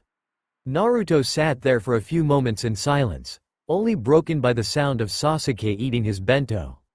You should eat your bento before it spoils, Sasuke said as he finished his and began stretching. Naruto began mechanically eating his bento. Why aren't you surprised? Why don't you care? Slowly Sasuke turned his eyes until they met his adopted little brothers. Because it doesn't matter. What? So what if you hold the Kyuubi? That doesn't change the fact that for the last 3 years you lived with me. It doesn't change the fact that we trained together on a daily basis. It doesn't change the fact that we grew up together. It doesn't change the fact that me Oni-chan, Tu-san, Ka-san and Shisui-ni-chan all care about you and consider you part of our family. Do you want to know what it changes? Nothing. It changes nothing, Naruto, Sasuke said with conviction in his voice as he finished his stretching and began some chakra control exercises. If anything, I'm only sad that you didn't feel you could tell me this earlier. Hey, to be honest, I only found out yesterday myself, Naruto said with a smile in contrast to the tears streaming down his face. You always were a little dense, Sasuke said with a smirk. There were no words exchanged until they had arrived home later that day. Later that day, Uchiha clan headhouse dinner time. So how was everyone's day? It was fun. Me and Sasuke went out training again. Oh, did you too like the bentos I made for you? Yeah, Ka-san, they were great. Another riveting conversation at the Uchiha dinner table. As they were finishing their meal, Itachi told Naruto that he wanted to talk to him in his room. Itachi's room. Naruto, the Sandaime wants me to help you contact the Kyuubi. It's okay. I already talked to it last night. I understand if you don't. Wait, what? Yeah, the night after I figured out I was the Jinchuriki of the Kyuubi, it pulled me into my mindscape so it could meet me face to face and form a mental link. I see. Do you mind if I go into your mindscape just to inspect the seal? Sure, but I'm going to go ahead and warn you. It's a sewer for some reason. Naruto, if Shisui ever asks you to steal some girl's underwear again, say no, okay? But Konoha wasn't alright. There was civil unrest among the Uchiha clan, who were one of the most powerful clans in Konoha. Lately they had been getting more and more alienated, due to rumors that the Kyuubi attack 7 years ago was orchestrated by an Uchiha, and there were talks of a coup d'état. That was something that could not happen. A coup d'état by the Uchihas would make Konoha too vulnerable to enemy attacks. The Uchiha clan headhouse. This is getting ridiculous. We can't even let Naruto-chan outside anymore on the off chance that the other clan members might try to kidnap him. Makoto said with a frown. We really will have to go to Sandaime-sama soon, Fugaku said with a frown. The clan elders are too caught up in their own pride as bigotry to realize that the reason the Uchiha have been getting more and more alienated is because of our pride not allowing us to admit that no one since Uchiha Madara has been able to control the Kyuubi. The clan has been getting more and more restless. Soon they might come at Makoto and me just to remove any opposition to the coup. Fugaku finished before he turned to Itachi, who had been oddly silent. Itachi, I know you've been acting as a double agent for the Sandaime. I honestly couldn't care less. If anything, I'm proud of you that you're so willing to protect your home, and if we can't find a solution in time, promise me that you will take care of Naruto and Sasuke. Fugaku said with a knowing but kind look in his eyes. Itachi was stunned silent. The elders were trying to get him to murder his whole clan except for his little brothers. Fugaku was not a dumb man. He had probably figured out that if they were to stop the Uchiha clan before the coup, everyone would have to die, guilty and innocent alike. Otherwise the other clans would become afraid that the same thing could happen to them and rebel. He also knew that as Anbu captain, Itachi reported to the Hokage first and furthermost. Fugaku had basically just told his son, if you had to kill us, I understand. Just make sure to take care of your siblings. I understand too-san, Itachi said as he shakily walked to his room. He managed to close the door before the tears came. Naruto's room. Naruto couldn't let out a sigh as he swung a chakra construct katana around, going through some basic sword katas. The Uchihas had been getting more and more restless. There were even rumors of a coup floating around. About 2 weeks ago Makoto had asked Naruto to try to stay in the house as much as he could. He understood why. With the Uchiha talking about rebelling, the Kyuubi would be a powerful weapon to have and he wouldn't put it above the usually proud and arrogant Uchihas to try to kidnap him. Yes, you finally understand why I don't like humans in general very much. You like my family and I don't you? Naruto replied as he used his chakra to make a giant blunted shuriken and went through some throwing motions. I will admit your family doesn't fit the mold that most humans come from, both your adopted and biological. However, they are more the exceptions that prove the rule rather than the rule. I don't get it, how can an exception prove a rule? Naruto said confused. The Kyuubi always used these weird sayings that made no sense. It is a way of saying that one exception doesn't make a generally broad rule false. The fact that your family is nice compared to the rest of the clan just says that the rest of the clan is considered mean. In the same way, because your family is made of good people just means compared to your family the rest of humanity seems bad.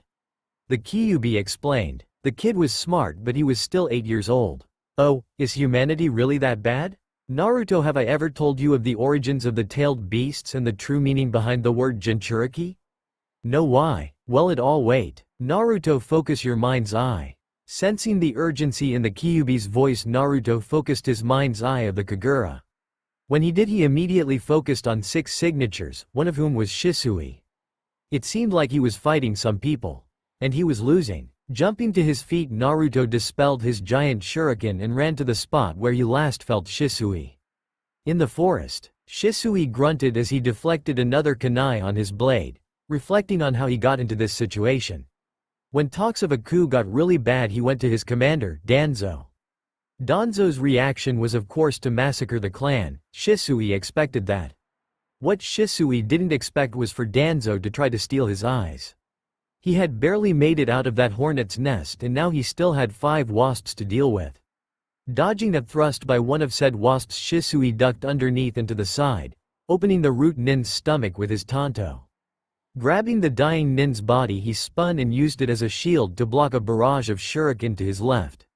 Using the body as a cover, Shisui shunshined, body flicker, behind another root operative and severed his head from his neck.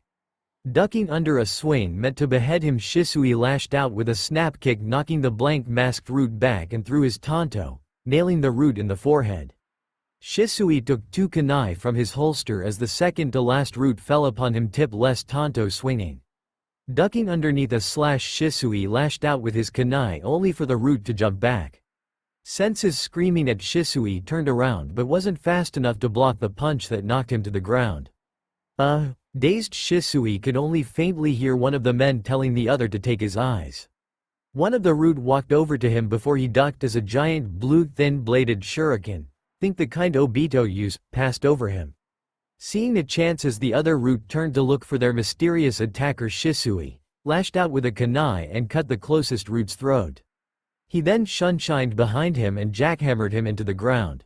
Shisui then knelt down and put his knee on the root's neck and watched impassively as he choked to death.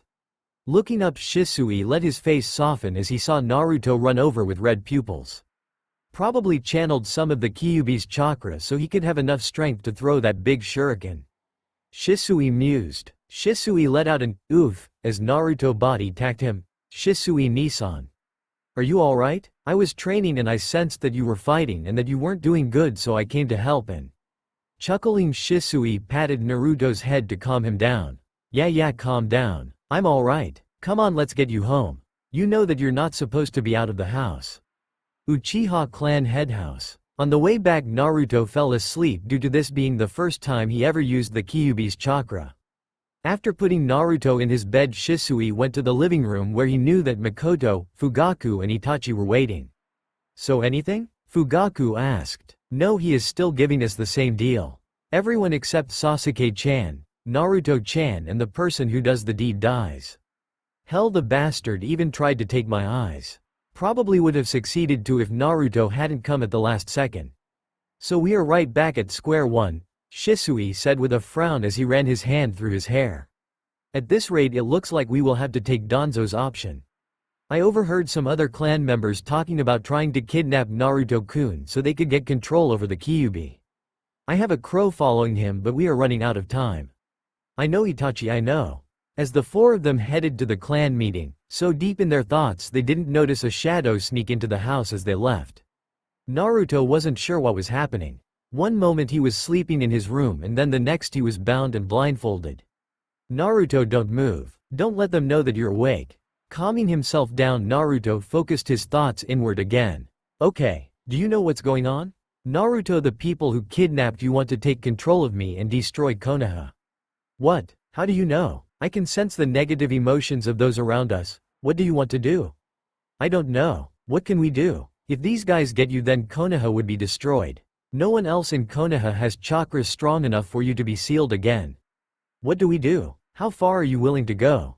What? How far are you willing to go to protect your family? You might not be a shinobi yet, but shinobi stands for those that endure. You want to be a shinobi? Then tell me, how much would you endure to protect your family? Closing his eyes, Naruto thought about his family. These past 4 years had been the happiest of his life. Where he was once in hell, his new family rescued him.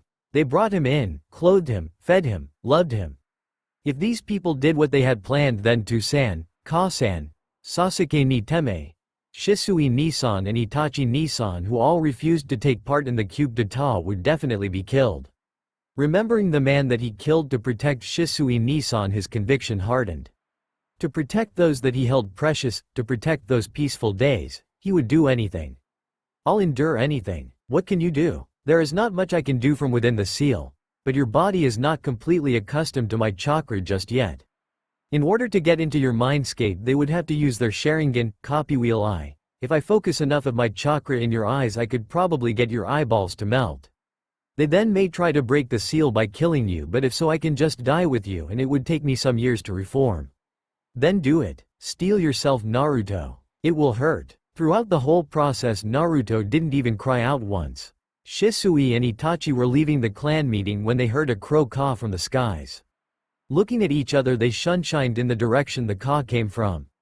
Uchiha Setsuna was your typical power-hungry Uchiha. Even though he didn't unlock his Sharingan until he was almost 20, he still had achieved the 3-tomo state. Over the past few years, as Konoha subtly oppressed the Uchiha, he was in the same opinion as almost all the clan. That they should rebel and take what was rightfully theirs in Konoha.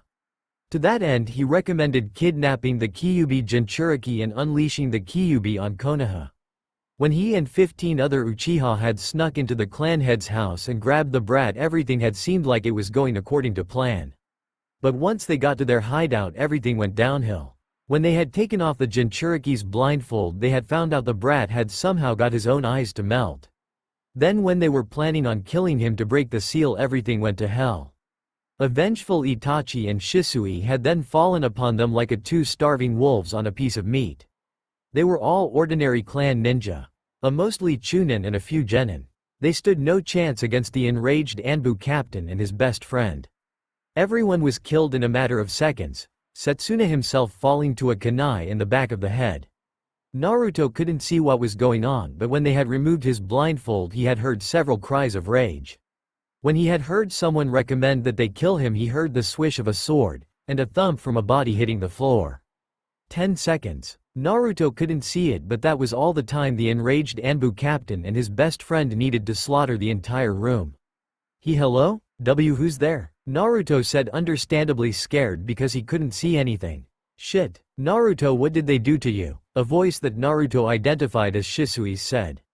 I'll stay here with Naruto. Shisui, go to Danzo. I didn't want to do it, but this has gone too far. I won't let my clan harm my family or his village anymore. A stoic voice said, even though you could hear the signs of barely restrained rage within it. Hold on, Itachi. If we do that, then all the Uchiha will probably have to die, including your parents. What? Naruto cried out. No, Itachi Nisan, you can't. There has to be another way. I'm afraid not, Naruto. If the Uchiha clan is put down before the initial strike is made, then it will scare the other clan heads into rebelling, which will lead to a civil war. They have to be completely wiped out, and someone would need to take the blame so that they couldn't trace back the order to Konoha. Shisui, I'll give Naruto my eyes and then yo. No Itachi, I already unlocked the Mangekyo, kaleidoscope. The only way to obtain it isn't killing your best friend. I'll give Naruto-chan my eyes. Meanwhile, you create a shadow clone and have it bring Sasuke-chan here so we can tell him what's going on. We promised we wouldn't hide anything from them after the Kyuubi. Then afterwards I will use my Koto Amatsukami, distinguished heavenly gods, to seal his memory until he unlocks his Mangekyo, and I'll also tell him how to unlock it without killing the person closest to you. Kyuubi, if you can hear me, I would ask you to seal Naruto's memory. Give me some sign if you understand and can do it. Shisui said in an uncharacteristically calm voice. What? No, you can't do that, Shisui-Nisan. No, please.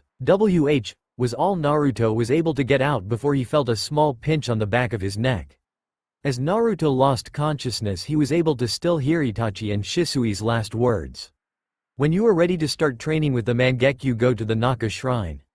In the main hall beneath the 7th tatami mat on the far right, is the secret meeting place of the Uchiha.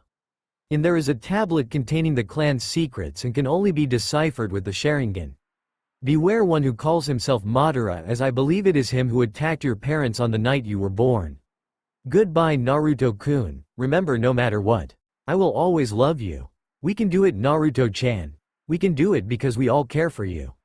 We might not be able to protect your innocence anymore, but we can at least make sure you and Sasuke-chan make it through this. Shinobi are people who are willing to endure anything, Naruto-chan. Endure for the greater good, endure for peace, endure for those who we care about. Because we all love you and care about you. That is why Itachi can endure exile, why Fugaku Oja-san, Makoto Baan and I can endure even death, because we love you. So you finally decided to do what you had to do to protect the leaf. Said Danzo. Yes, but I come with a warning. Itachi said with a Sharingan-enhanced glare. Oh, I would believe you're not in much of a position to threaten me. Itachi lowered his head as his bangs covered his eyes. If you touch Sasuke or Naruto. Itachi raised his head to reveal his Mangekyo, a three-bladed star blazing with power. I will leak information from Konoha to other villages and will personally make sure Konoha burns by my own hands. Naruto was later delivered to the hospital, but no one claimed to be able to remember who it was. He then spent the next month in a coma. During that month, the night that would be known as the infamous Uchiha massacre would occur. After Naruto recovered and was discharged from the hospital, he immediately went to the top of the Yondaime's head on the Hokage monument. His red hair had grown while he was unconscious, though it was still super spiky, and many people would even say it had darkened to an almost blood red. As he thought about the massacre, he felt odd, almost as though he had already known about it before he was even told. When he had heard everyone had died by Itachi's hand, he felt as though he had already known that but had been reminded. Distracted by his thoughts, Naruto didn't notice his eyes change from blood red with 3 tomos, to a 4-point star, marred by 4 red lines, and finally changed to a miniature pupil with 6 black concentric circles and an unearthly ice blue glow. Uchiha Sasuke was confused to why he had a voice in his head telling him to keep his Sharingan active for 3 days straight. Confused as to why everyone in his clan was killed. Confused as to why Itachi had been the one who had done it. Confused as to why Itachi had shed a single tear as he left the village he once loved after Sasuke had attacked him with his newly active Sharingan, and confused as to the feeling of understanding he felt when he thought about Itachi killing his clan. Right now he was looking for his younger brother Naruto. He had been told that Naruto left the hospital almost an hour ago. Sasuke wanted to break down to yell and scream at the unfair world. But he couldn't, not while Naruto still needed him. Sighing, Sasuke noted that one of the things Naruto would do when he was depressed back when he was first adopted was go to the top of the Hokage monument and sit on the Yondaime's head. Activating his Sharingan, Sasuke was just able to make out a blob of red hair on top of one of the spikes on the Yondaime's hair. The demon has finally shown its true colors. We have to kill it before it gets the other clans. The demon cannot be allowed another family to ruin. We should take those stolen Sharingan right out of his eyes. The Professor Sarutobi Hiruzen rubbed his head as he listened to the civilian council's bickering. With the Uchiha incident, they thought they finally had a reason to execute Naruto, even though Sarutobi had repeatedly told them that it was Itachi who slaughtered his clan. Thinking that this meeting would take hours, Sarutobi took out his pipe. Enough, and promptly dropped it when someone from the civilian council silenced the rest of them. Ichiraku Tuchi was the owner of an extremely popular ramen stand in Konoha. Said stand was extremely popular due to how the Yondaime Hokage and his lover used to go there before their untimely deaths. With the death of the Yondaime Hokage, Ramen Ichiraku received an abnormally large amount of customers each year, as if to honor the dead Kage. Because of this, Tuchi was one of the richest merchants in the village and had eventually earned a seat on the civilian council. Years ago, when our Yondaime died to defeat the Kyuubi, many of us felt a great void in our hearts as he was loved by all of us. When we had heard that the Kyuubi had been sealed into an infant, many of us used him as our scapegoat. All the rage we felt for the Kyuubi, all the sadness we felt from the loss of so many loved ones, we all pinned on the shoulders of this poor child. Just so we could feel some measure of payback towards the beast that devastated our homes. Mistreated for 3 years in the orphanage, this poor boy eventually found happiness in family. Even as he was accepted by them, all of us, we still held onto our grudge, so steadfast, so stubbornly, and alienated his family from the village. Now that family is gone, slaughtered by one of the people said boy loved and trusted more than anything in the world. However, instead of trying to comfort him, we are once again trying to place the blame of a tragedy on this poor boy's shoulders once again. Have we truly fallen so low? Getting up, Tuchi walked to the door. I for one have never been more ashamed to call myself a citizen of Konoha. The sound of the door slamming shut echoed throughout the council chambers. Naruto wasn't sure how long he had been sitting there just staring blankly at the village. At some point his eyes had reverted back to their Sharingan form. He noted that it was pretty late in the afternoon as he heard some steps coming from behind him. Sasuke had just sat down next to him and the two stared at the village in silence. Ka-san told me about you getting Shisui's Sharingan, Sasuke said. When Naruto didn't respond, Sasuke continued. You know Ka-san and Tu-san edited their wills the night before the massacre. Naruto had no response other than to move his eyes to look at Sasuke. Then, do you think they knew it was going to happen? Sasuke just sighed and shook his head. I couldn't say. The only person who could answer that question is Itachi. What do we do? Standing up, Sasuke put his hands on his hips. Right now, we need to get some food in our stomachs and go to sleep. I mean, what do we do about Itachi? We get strong enough to take him down and get our answers. I think Itachi didn't do this of his own will and someone forced him to do it. Sasuke said with narrowed eyes. A few moments passed in silence. Then I think we should hide our strength once we get into the academy. Naruto said, a spark once again coming into his eyes. Why? Sasuke said, confused. Naruto got up, the gears in his mind accelerating. Think about it. Why are we the only ones left? Because Itachi doesn't think we are a threat. We should keep it that way. Stay in the academy for the 4 years.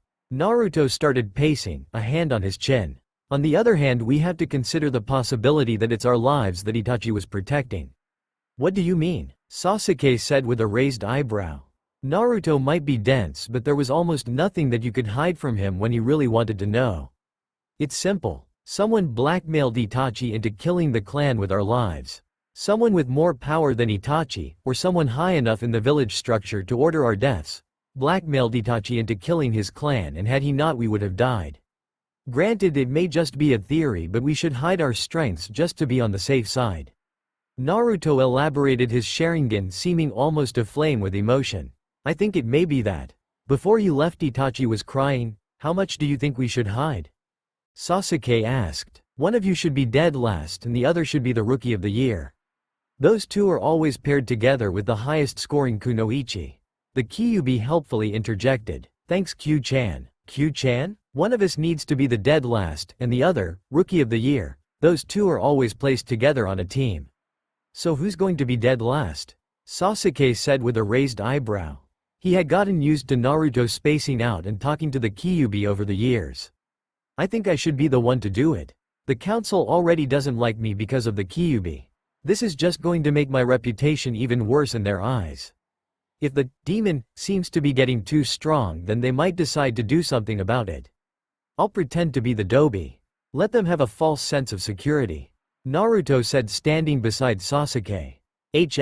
Then maybe hide that we don't hate Itachi too. That seemed like one of the blackmailer's objectives. Naruto just nodded, eyes forward. Sasuke looked over the horizon where a red dawn was beginning to form and turned on his Sharingan almost as if to challenge the sky. We will find the truth.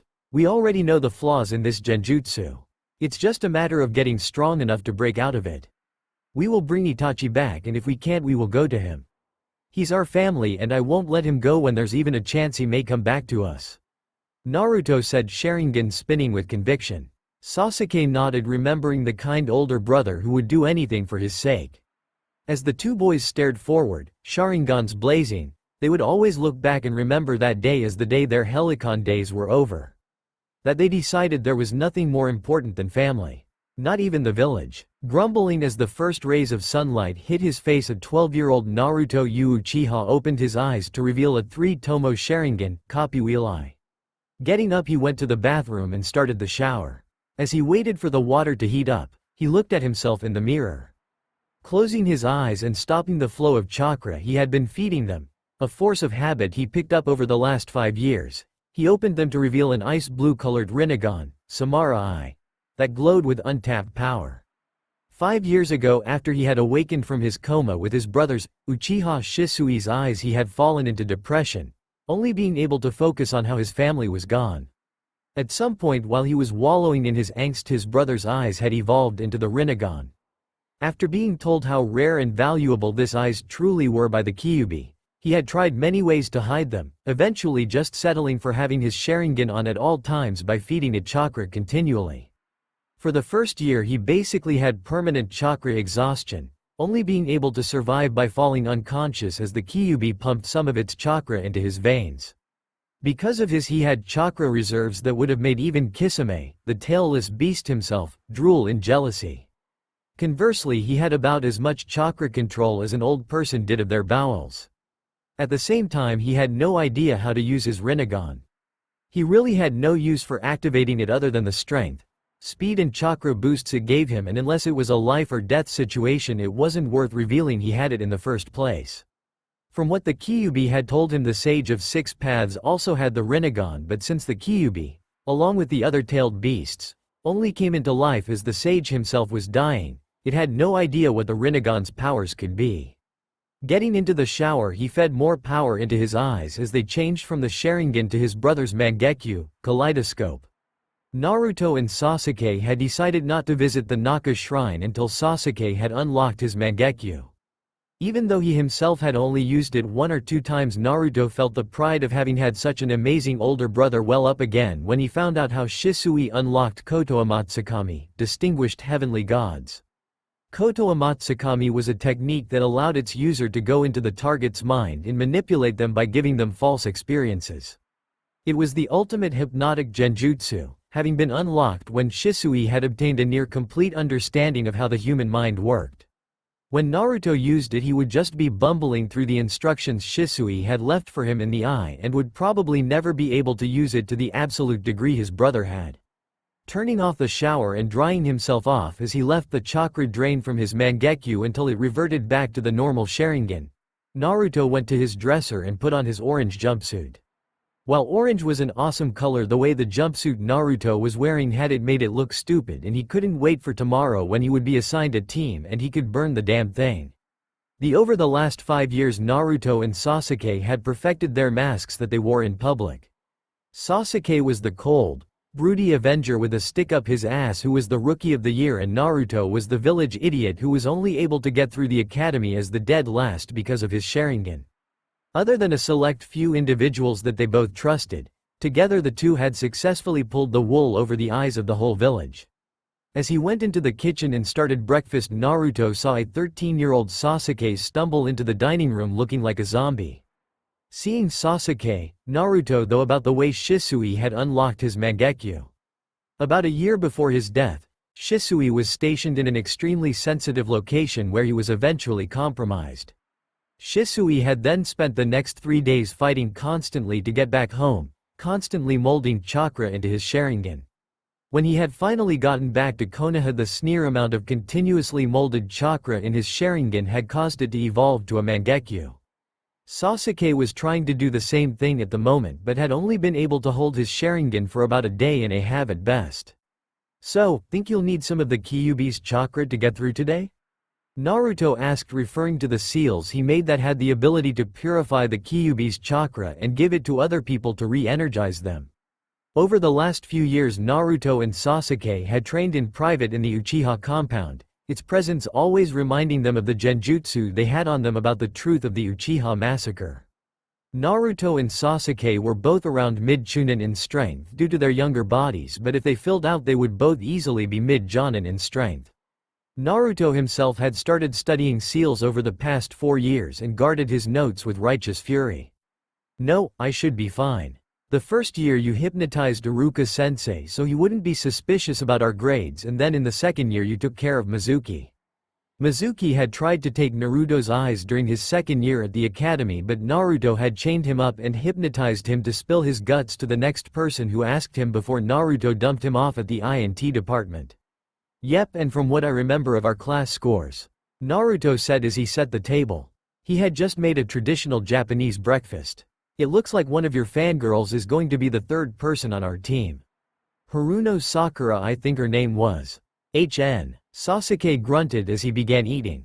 Sasuke's fan club was infamously known throughout the whole village. When Naruto wasn't sure about how to act, he immediately went with the obnoxious and loud personality as soon as he saw a group of fangirls try to mob Sasuke. They often had to rely on Naruto's eyes mind of the Kagura to avoid the fangirls to get to class on time. Finishing breakfast and dumping the dishes in the sink, Naruto and Sasuke headed towards to academy. Konoha Ninja Academy. Arriving at the classroom after dodging a mob of fangirls, Sasuke immediately entered the classroom and took what Naruto had taken to calling brooding pose number 1, which was leaning back in the chair with the arms on the arm rests and fingers interlaced. Naruto on the other hand hid himself just outside the classroom so that Dobi would be late as usual. Hearing rumbling, Naruto shifted a little to see fangirls Yamanaka Ino and Haruno Sakura running down the hall and trying to butt each other out of the way so they would get to the classroom first. Watching them, Naruto couldn't help but let out a little sigh at their future teammate. She was a completely and absolutely useless fangirl. While she had near-perfect marks in the classroom, her taijutsu and endurance scores were abysmal. Honestly, an encyclopedia would have been more useful than her. You could at least brain your enemy over the head with an encyclopedia. Honestly, almost all the kunoichi in this year's graduating class were massive jokes except for one. Hyuga Hinata, one of the few people in the village who knew Naruto and Sasuke's true capabilities. Average test scores. Above average scores in Shurikenjutsu. Undefeated in taijutsu for 3 years. About a week into the first summer break, Hinata was, what would later become a hobby of hers, stalking when she had happened upon Naruto and Sasuke training. She was so enraptured by the skill they were both showing that she let her guard down and they had caught her. Sasuke had suggested wiping her memory, but Naruto had remembered her from the Kumo incident almost 9 years ago and asked her to keep what they were doing a secret and if she wanted to join them. During the first training session, her uncle Hizashi would always cover for her and say she was training with him. Naruto had immediately noticed that the Hyuga gentle fist style seemed too rigid for her. After that, he and Sasuke had come up with a more flexible taijutsu style for her that incorporated the gentle fist but also used the legs, feet and elbows, think Muay Thai, as means of delivering crippling chakra strikes. Slowly but surely Hinata had begun winning their pure taijutsu matches. When Hinata had asked them why they held back so much in the academy, Naruto had said that they were training to be ninja and secrecy was a ninja's first and best line of defense. After that, Hinata also began holding back just enough to win each taijutsu match in the academy, only to showing enough skill to get her father and the Hyuga clan elders off her back. Hearing the bell ring and Iruka begin to call roll, Naruto burst into the door. "Hey Iruka-sensei. Sorry I'm late, but Sasuke ni Teme forgot to set the alarm," Naruto said with a wide grin as he scratched the back of his head. "That's because I don't need an alarm clock, Dobi," Sasuke remarked as his fangirls swooned at how cool he was. Used to Naruto's antics, Iruka just waved Naruto to go sit in his seat. As Naruto sat in his seat next to Hinata, Iruka began to go through the role again. Fu, did you really need to be so loud, Naruto-kun? Hinata chuckled with a sly smile and a twinkle in her eyes. Of course. How else would they believe me, Hinata-chan? Naruto said with a grin, Sharingan spinning in amusement. Over last 3 years Hinata had gained much of her clan's respect due to being hailed as a taijutsu prodigy on the same level as Neji. As a result, she wasn't a stuttering wreck with no self-confidence. While she still wore her baggy sweater, she had also grown her hair out so that it was near the middle of her back. Even still, she had not confessed to Naruto about the crush she still harbored on the redhead. While she had given him plenty of hints, Naruto was, as Sasuke put it, more dense than the steel plating of Kiri's warships. As Iruka began his lecture about how if they passed they would be true ninja Naruto, though about a more elegant solution to his problem with the Bunshin clone. Naruto was unable to use any jutsu that he didn't reverse engineer.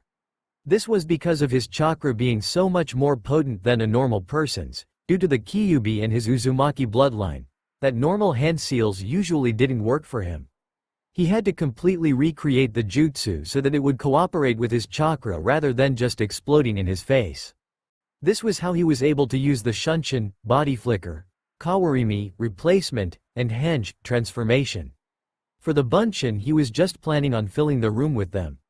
As Iruka passed out the writing portion of the graduation exam, Naruto almost absent-mindedly filled out half the page before he left the other half blank, an idea he copied from his shogi partner Shikamaru. Shikamaru was the epitome of genius with an IQ of over 200. It's just too bad he was lazy as hell. But he was also the third person who, after Hinata, Sasuke and Naruto, trusted with their true capabilities. Rather than Hinata, who discovered them by accident, Shikamaru discovered it through pure brain power and observational skills. At first it was small things like Naruto and Sasuke not being winded after endurance training, but as he began to pay more attention he found more and more things. Like how Naruto always had his 2 implanted Sharingan active and still bounced around like a rabbit, while Sharingan Kakashi, a Jonin of the village with a single implanted Sharingan, could only keep his active for maybe an hour before he collapsed from chakra exhaustion, or how Sasuke always got just under perfect scores for everything.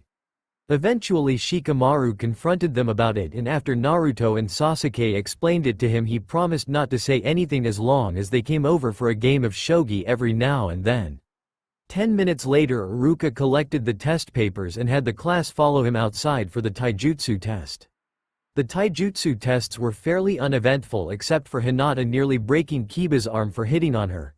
She had made it very clear she had someone who her eye was on during the 3rd year. Naruto, being Naruto, wished her good luck and said any guy would be lucky to be with her. Sasuke had fought Choji and Naruto had fought Shino. After the rest of the class was tested, they went back inside for the ninjutsu portion of the test. Yawning Naruto sat at his desk waiting for his turn to do the tests. Bored Naruto decided to talk to Sasuke. So duck butt, how's your pink eye coming along? Translation. What long do you think you can hold your Sharingan now? Almost there, girly boy. Translation. 2 days. In this story Naruto has his father's facial structure. Oi, who are you calling girly? You. Hell, you even have your own Bishonen sparkle. You're not one to talk. Teme. Dobi. Duck butt. Bishonen. You're Bishonen too. I know, but I don't have long hair like you. It was true. Naruto's hair, while spiky, reached down to just little below his neck in a small ponytail. Naruto was opening his mouth to scream at Sasuke when Uzumaki Naruto, his name, was called for the ninjutsu test. Settling for just glaring at him, Naruto made his way down the stairs over to Iruka. Okay, please preform a henge, transformation, kawarimi, and at least 3 bunshin. Iruka monotoned. Turning into a copy of the Hokage, Naruto then switched himself with a log designated for the test before he released his henge.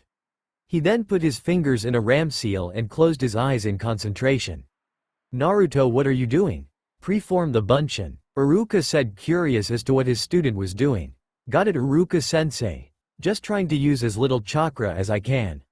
Naruto said, eyes still closed.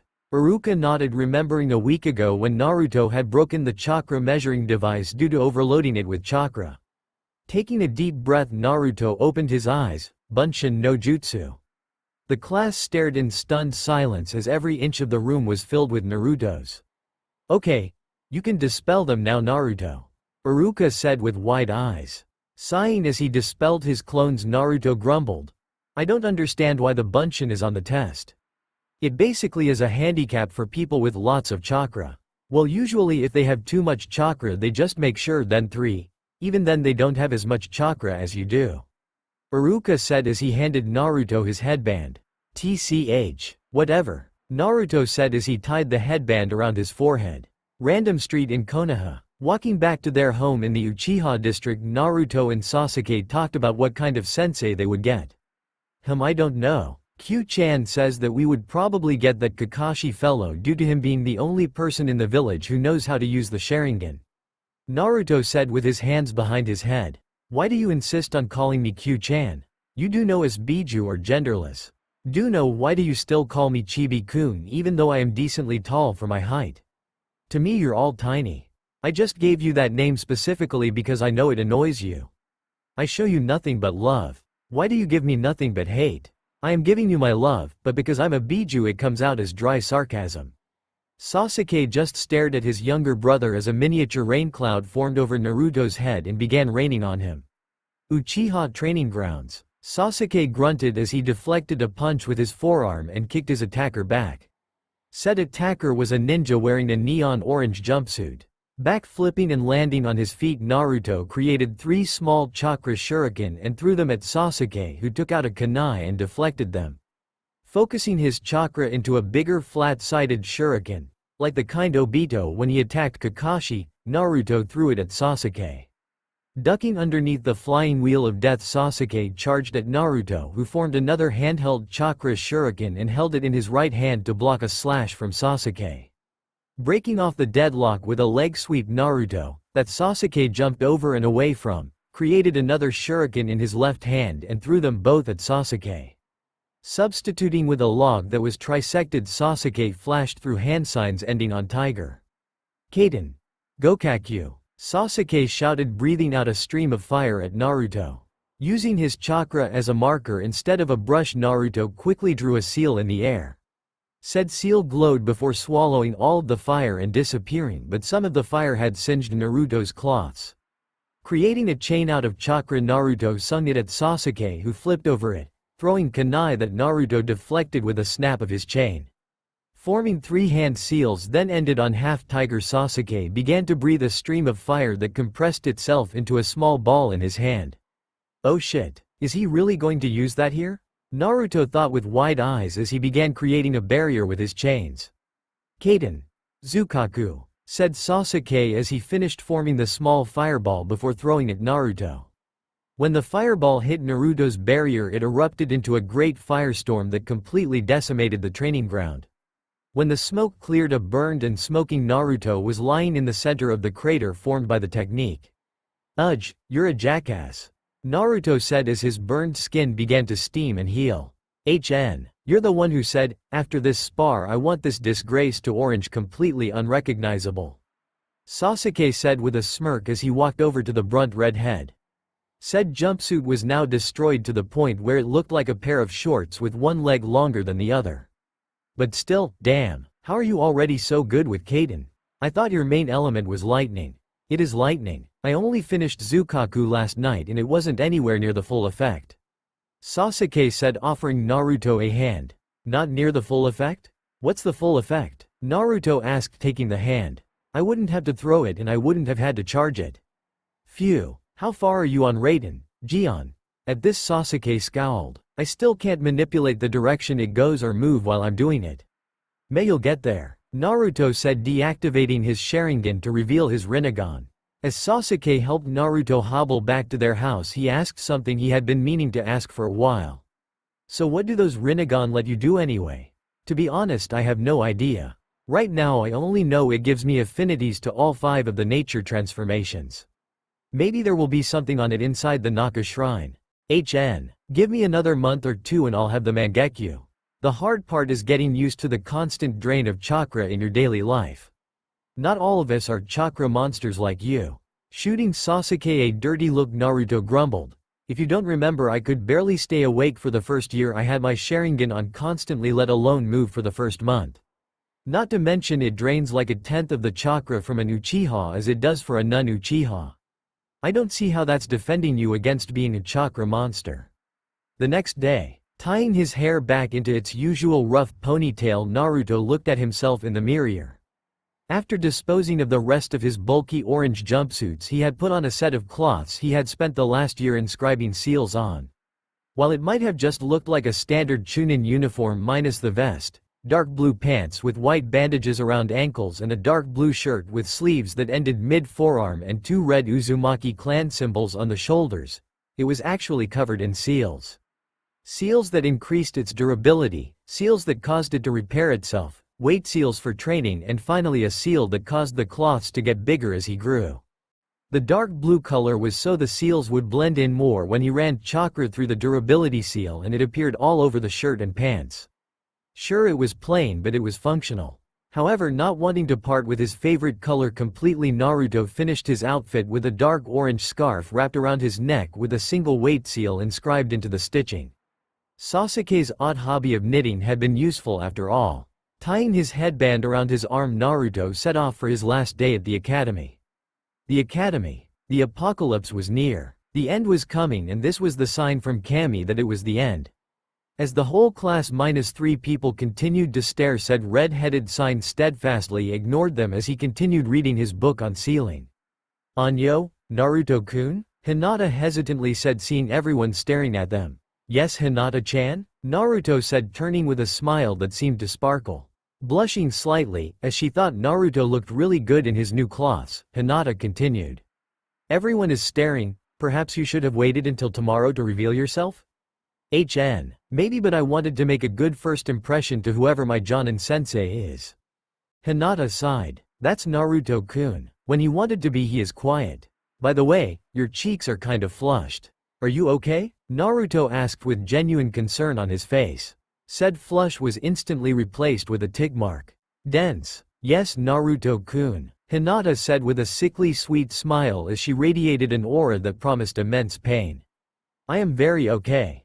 Are you okay? Hey y'all, I'm fine. Naruto said as he tried to hide behind his book. As Iruka walked into the classroom, the scene he saw was one where the entire graduating class was staring at Naruto as if he was an alien while Hinata glared at the boy. Naruto must have had one of Hinata's hints that she liked him fly over his head again. Iruka mused. Clearing his throat, he gave his usual, I'm proud that you are all finally ninja and I hope you have a long and successful career speech before he began to read out the people in each team.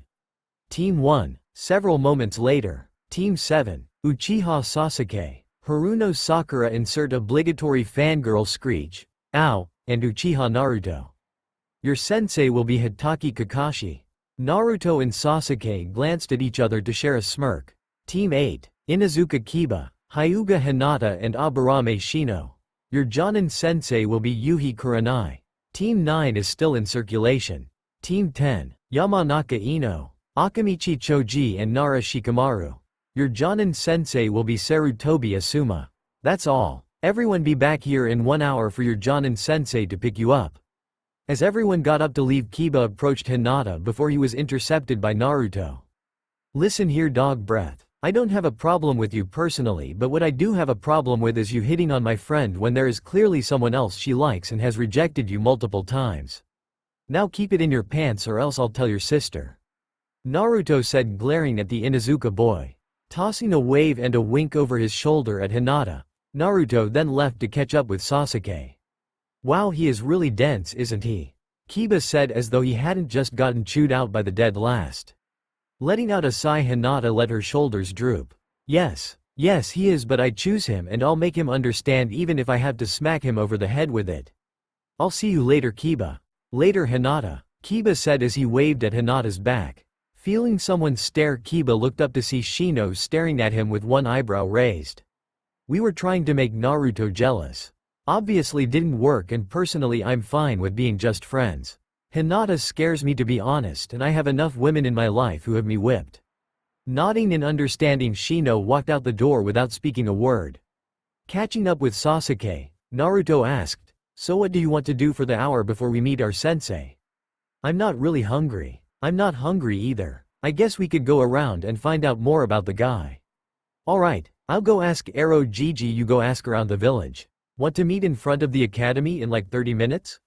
Naruto asked, faintly remembering his Anbu guard from his childhood. Sure, Sasuke replied before both ninjas disappeared in Shunshin's Hokage Tower. Yo Aro Gigi, how's it going?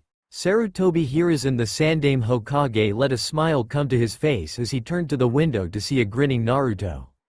So finally decided to stop hiding, Sarutobi said with a knowing smile. How did you know? Naruto asked, looking surprised. My boy, I may be old, but I am the Hokage. Now what did you come here for? I must get back to this infernal paperwork. Sarutobi replied, glaring daggers at the pile of paperwork on his desk. Well, I found out my Jonin sensei is going to be Kakashi Nissan. Can you tell me anything about him?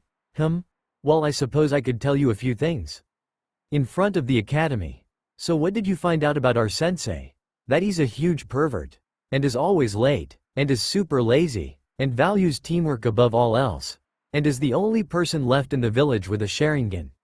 Sasuke finished darkly. Those fools in the council probably want him to teach you how to use the Sharingan, even though we already know most of the ins and outs of it.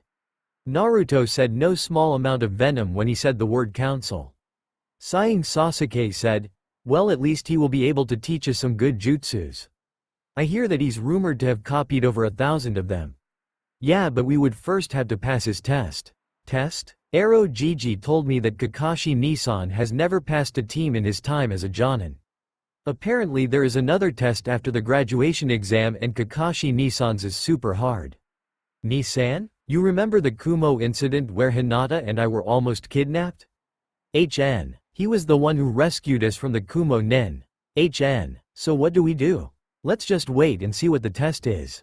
Since he values teamwork so much, it will probably play some role in the test he uses. So, according to what people told me, Kakashi Nissan is 3 hours late to just about everything. What are we going to do until then? Humming a tune to himself, Kakashi strolled along the halls of the academy. It was about 3 hours since he was supposed to pick a new team up, the one he had been failing teams the last couple years for, so he was just about on time. However, upon entering the classroom, he was surprised to find only one confused pink-haired genin. Where are your teammates? The silver-haired man asked his singular genin. I don't know, sir. After they left for the lunch break, they never came back. Feeling a finger taping his shoulder, Kakashi turned around and looked down to see his two wayward genin. Excuse me, mister, would you happen to know where our Jonin sensei is? His name is Hitaki Kakashi and is apparently a massive pervert, so we were at the hot springs. Looking for him, Ibeo. The red-haired one said with a twinkle in his eye that told him that they knew where he was the whole time. The smirk the other one had didn't help either.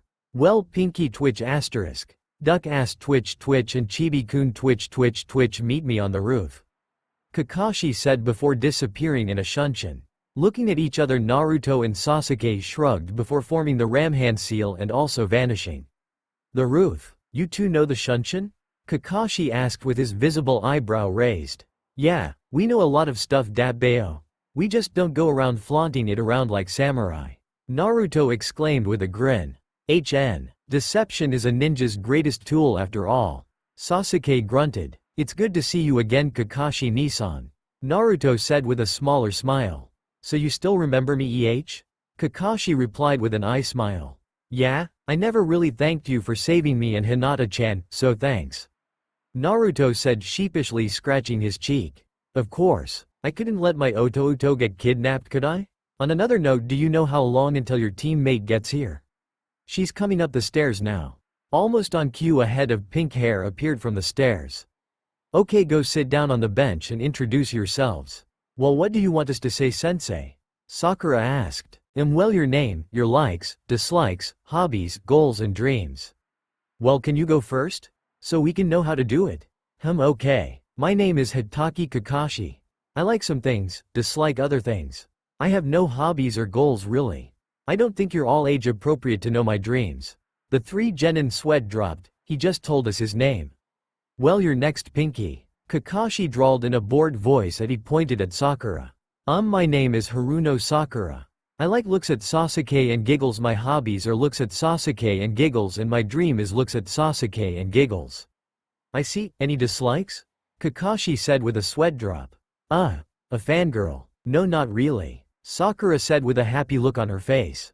Okay, duck ass? Scowling Sasuke said, my name is Uchiha Sasuke. I like training with my brother, tomatoes and hawks. I dislike traitors and liars. My goals and dreams are the same, to revive the Uchiha clan and to confront my brother. Odd. The file on him said he was an antisocial avenger with anger issues. And finally Uchibi Tomato-kun. Tick mark forming on his head. Naruto said, my name is Uchiha Naruto. I like seals, training with my brother and foxes. My dislikes are arrogant assholes, traitors, liars and people who can't tell a kunai from a scroll. My goal is to revive the Uzumaki clan and to confront my brother. My dream is to create a world of peace, a world where people won't have to go through the pain of losing their family. Okay, whoever did the files on Naruto and Sasuke need to be fired. Their personalities are completely off. Okay, so now we know each other.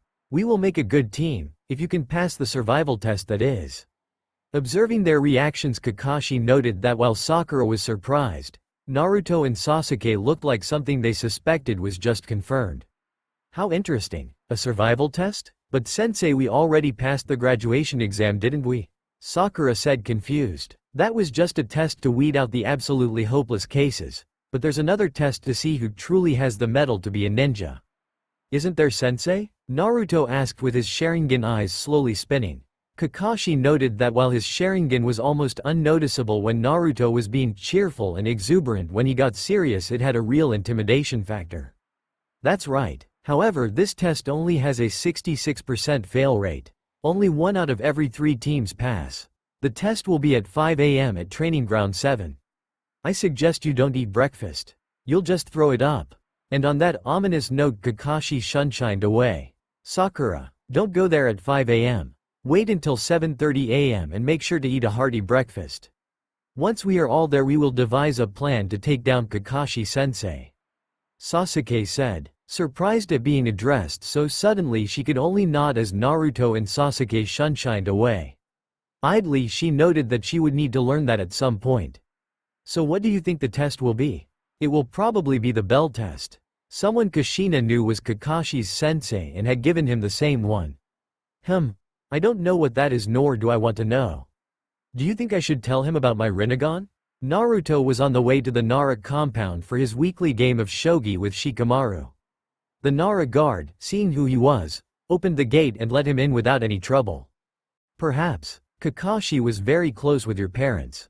You could trust him. Seeing Shikamaru in their usual spot with the board already set, Naruto went over and sat down to begin the game. So how's your Jonin-sensei? Naruto asked. He's troublesome. Sounds like he's going to give us some test. Shikamaru said with a lazy drawl as always. Hey, mine too. You better pass, otherwise Yoshino-san will ream you out. By the way, when are you going to tell me about my father? I think I'm old enough to know at this point. Don't remind me. I feel you don't have that final level of maturity just yet. I'll tell you what, how about I tell you, when you get your first kill as a shinobi. To Naruto's credit, he managed to keep his reaction completely on the inside. What? Why? Because while the academy may show you all these fancy little tricks, you're not a true shinobi until you take someone's life. At that moment, as you watch the life drain from their eyes, is the point where you change from a civilian with an understanding of his body's energies to a shinobi. When you do take whatever poor fool's life that is unfortunate enough to be your first kill, look them in the eye. Burn that pain, that agony, that hopelessness into your soul, and make sure you never forget it. Because they will never forget you, and perhaps if you can remember the emotions on the face of your first murder, to the point where it's not just another kill, you may be able to stay human just yet. You won, Shikamaru said with wide eyes. While it happened, it was once every blue moon. So what's on your mind? Shikamaru asked. While Naruto did win, sometimes it was usually because he was distracted by something else and going on autopilot. It's just what we will have to do when we eventually become shinobi. Naruto said, spiky hair drooping. So you're worried about your first kill, huh? Well, let me put it the way my pops put it for me. Do not look away from death. It's a natural part of life. And when you have your first kill, make sure to look them directly in the eye. Feel all the emotions that the person you're killing feels. That way you can at least stay human, because if you can ever kill another human being without feeling anything, then I don't want to know you anymore. I see, Naruto said with an odd look in his eye. Well, I'll see you next week, Shika. If both our teams pass, we should get together and train sometime. Alright, later. Uchiha clan training grounds. Should we really be training before our big test? Naruto asked as he went through some katas with a claymore. It's fine. I can heal myself with medical ninjutsu and you have the kyuubi. Sasuke said, firing off a Raiden. Jion. But still. Naruto grunted as his muscle burned from the strain. Kakashi Nissan is probably the strongest jonin in the village right now. We should make sure we go in at 100%. No, I don't think they would let a jonin, let alone the strongest jonin in the village, fight genin at full power. Whatever, I'm just about done, so I'll head back early. I'll see you later, Naruto said as he finished his katas and dispelled his chakra blade. Hearing the customary HN, Naruto went home to get to bed and set his alarm clock for 7:15. The next morning, as Naruto got up and made his way to the training ground after a quick breakfast, he thought about telling Kakashi about the Rinnegan. The only other person who knew about it was Sasuke. No one other than the Kyuubi and Sasuke knew about it, and he had gone to great lengths to keep it that way. Arriving at Training Ground 7, Naruto saw Sasuke and Sakura sitting on the bridge discussing something. Focusing his mind's eye outward, Naruto tried to find Kakashi. Perhaps he was already testing them?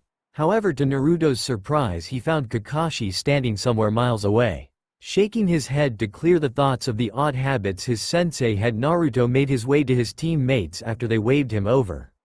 So what do you think the test will be, Naruto?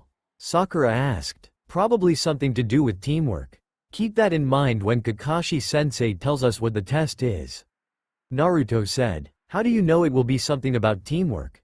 Sasuke asked. Well, Konoha is known for how well its shinobi work together, and like I told you before, teamwork is one of the things Kakashi-sensei values. Naruto said, scratching his cheek with one finger. During the test we should make sure to stick together then. Sasuke said. Not quiet. Ero Gigi told me that Kakashi hadn't passed a team yet, so he probably will try to trick us in some way. Naruto pointed out. Oh, and who is this Ero Gigi? A voice asked from behind them. Ga. All three genin jumped as they turned around to see their sensei. Hello to you too, my potential kawaii genin, Kakashi said with an eye smile. When did you get here, Kakashi-sensei? Sasuke asked, having activated his Sharingan on reflex. Just now. We can begin the test now, Kakashi said as he took out 2 box lunches and a clock, before putting them on a training log. You have until midday to get these bells, Kakashi said, holding up 2 silver bells that he attached to his waist. Anyone who doesn't get a bell will be sent back to the academy and tied to the stumps while they watch the others eat. Raising an eyebrow when he didn't hear any of their stomachs growl, he asked, Did you all eat breakfast even though I told you not to? Not quiet, Kakashi-sensei. You suggested we not eat breakfast. You didn't actually tell us not to. Naruto pointed out. I see, make sure you come at me with the intent to kill, otherwise you'll never get a bell. But sensei, wouldn't you get hurt? Sakura asked. No, if he could be beat by a team of genin he wouldn't be a jonin. Sasuke smirked, Sharingan spinning. Well, ready, start, Kakashi said as he took out his book and the 3 children disappeared. Well, at least they're decently hidden, Kakashi mused as he read his book. Snapping his book shut, he swung his head back before it could be cut off by a giant blue shuriken that passed over him. I can't say I've ever seen that before. Dropping his weighted scarf on the floor with a loud bang, Naruto focused his chakra into his arm. Then you probably haven't seen this either, Naruto said as his chakra formed into chains coming out of his arm before he swung them at Kakashi, who danced through them. Dispersing his chakra chains, Naruto formed a claymore before charging at Kakashi. As he began dodging Naruto's swings, Kakashi thought to himself, even Kushina Nisan didn't have this level of control over her bloodline. Interesting. Seeing that close combat was getting him nowhere, Naruto jumped back and threw his claymore at Kakashi, who casually step-sided it. Phew, you're good, Naruto said, getting into another ready stance. Well, if I wasn't I wouldn't be a jonin. You didn't let me finish. You're good, Naruto smirked as he formed a half-ram seal. Kaden. Gokakyu. Kakashi heard from his side and tried to dodge but found he couldn't move due to a glowing seal on the side of his arm. But you're not that good.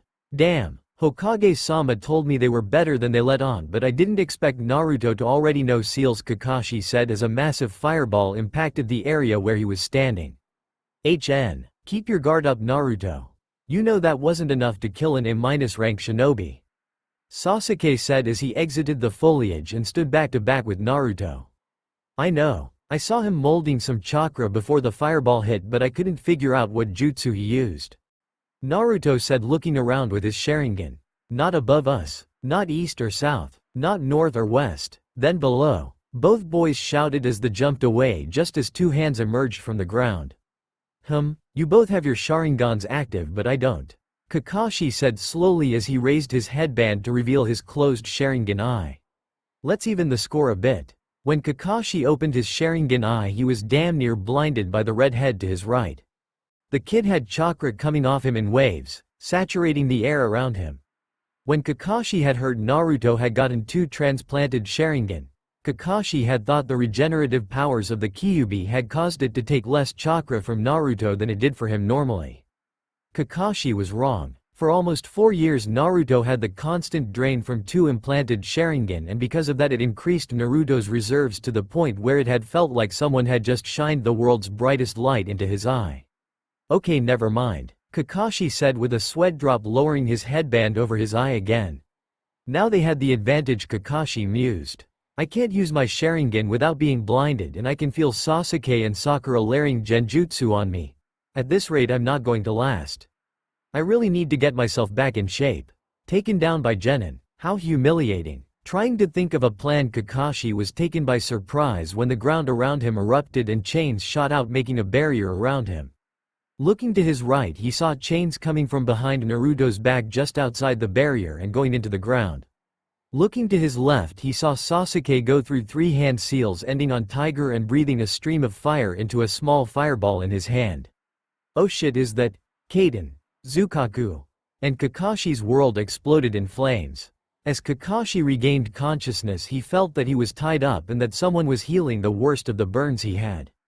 Remembering what had possibly led to this situation, he mentally groaned. Even though they did display teamwork, the 3 of them weren't supposed to beat me. I'm never going to hear the end of this if it gets out. So how long until Sensei is healed? A voice Kakashi identified as Sakura's asked. He should be waking up soon. You were right, Naruto. He does rely on his Sharingan way too much. He didn't even notice the genjutsu Sakura was putting on him until you broke it when you created the barrier. I don't really deserve any credit, Sasuke-kun. You and Naruto-san did all the work. Even the genjutsu I used was Naruto's idea. Don't worry about it, Sakura-chan. I'm sure that since we beat him he'll pass us even if we didn't get the bells. Groaning, Kakashi decided to make himself known. Opening his original eye, what happened to the bells? Chuckling sheepishly as he scratched his cheek, Naruto held up 2 pieces of charcoal. So do we pass? Sasuke asked with a raised eyebrow. Sighing, Kakashi nodded. Yeah. The test was meant to get you to show teamwork and you did. Granted, you weren't supposed to beat me. On a side note, how do you deal with the red-headed walking searchlight over there? Kakashi asked, nodding towards Naruto. Ignoring Naruto's indignant shout, Sasuke smirked and shrugged. I had 5 years to get used to it. But you do need to do something about situations where the enemy can do something to your Sharingan. That was pathetic, to be honest. Yeah, I get it. Kakashi sighed again, then rested his head as he waited for Sasuke to finish healing him. That was the voice of red-haired Naruto as he had a compressed sphere of chakra he was trying to make blow up in his face again. It had been a week since they had become the new Team 7. While Kakashi had insisted that they do teamwork exercises when they weren't doing D-rank missions, chores, Naruto and Sasuke had vehemently argued against that. While Kakashi still refused to train them for real, the brothers could tell that they were wearing him down. Right now the brothers were practicing while waiting for their sensei to show up, while their third teammate was reading a book on anatomy. While Sakura was a major fangirl at first, Sasuke insisting that being a shinobi was dangerous, and while he cared for her safety, that he didn't want to have to always protect her either. Huffing at how he still couldn't do the Bijudama, Naruto looked into the river to see his Mangekyo activated again. Hey, it looks like we are going to up the 4-pillar reverse consumption seal. My Mangekyu is starting to randomly activate again. Just make sure you consult the sage when you get a chance. The 4-pillar reverse consumption seal was something Naruto and Jiraiya came up with as his chakra began to become unmanageable about 2 years ago. What it did was cause a portion of the chakra that Naruto used to flow back into the seal and into the Kyuubi. When they had first applied it, the Kyuubi had, for a lack of a better term, acted like Naruto for a week to its eternal shame. Now they warned it before they did so that it could get ready for the influx of humanized chakra. At the moment 28% of Naruto's chakra would be channeled back into the Kyuubi. While it did serve its purpose, it also had the unfortunate side effect of causing Naruto's chakra coils to expand even more, so Naruto had already been forced to increase the flow back 3 times. Lifting up his shirt and channeling chakra, Naruto watched as the 4-pillar reverse consumption seal appeared with the kanji for 28 in the center appeared superimposed over his 8 trigram seal. Twisting it to the right until it read 34, Naruto stopped channeling chakra and let it disappear as his Mangekyu reverted to its normal Sharingan state. Who'd thought having too much chakra could be a problem? Naruto sighed as Kakashi appeared. Now you understand why a Biju's arsenal consists of gathering chakra into a sphere, compressing it and blowing everything to hell. Thanks for teaching me the Bijudama, by the way. It's fine. While you can't blow everything to hell like as Biju can, your smaller version is acceptable for a human. Hello my kawaii little genin. Are you ready to do more teamwork exercises? Kakashi said with an eye smile. I don't understand why you have us doing these. If anything, you're only alienating Sakura more. Sasuke grunted. Oh, what do you mean? Kakashi asked with a raised eyebrow. Simple. Because Naruto and I already have great teamwork. The only reason you would be having us do these teamwork exercise all the time is because of Sakura. Meaning that the reason you're not teaching us anything is also because of Sakura. Sasuke explained calmly, though you could hear hints of irritation in his voice. Turning to Naruto, Kakashi asked, Naruto, do you feel the same way? Not really, but if you don't start helping me soon, then I might accidentally kill myself because I mess up a jutsu, and then Sasuke really will hate you and Sakura. Naruto said, pointing to his chakra burns. I would never let you die from something as stupid as that. I know, but they don't. Seeing the look of panic on Sakura's face, Kakashi sighed. Alright, we will spend the first hour together doing teamwork, then if I think you guys are good enough, then we can do other stuff. Good enough. Good enough. It was Sasuke and Sakura that helped me put Tora in your shower 3 days ago for always being late. Naruto shouted with his arms in the air. Turning to Sasuke and Sakura, who began sweating, Kakashi's visible eye gleamed with sadistic light. I see. Then let's begin with some warm-ups then. On the other side of the village, a man in green spandex and a Chunin vest, with huge eyebrows and a bowl cut, stopped and looked towards the sky. I feel a disturbance in the springtime of youth, almost as if someone's youth screamed out in horror, before it was suddenly silenced. 2 hours later at Training Ground 7. Please, huff, huff, sensei, let me rest, huff, huff, or kill me. I really don't care at this point. Sakura said as she laid face down on the ground. Huff? N. Sasuke grunted as he lay on his back. I'm going to go do another lap. I'm not really tired yet. Naruto said before he got up and started running again. Staring at the back of the redhead with seemingly infinite stamina, the remaining members of Team 7 couldn't help but sweat drop. Huff. There is something, huff, wrong with that boy. Sakura said with a twitching eyebrow.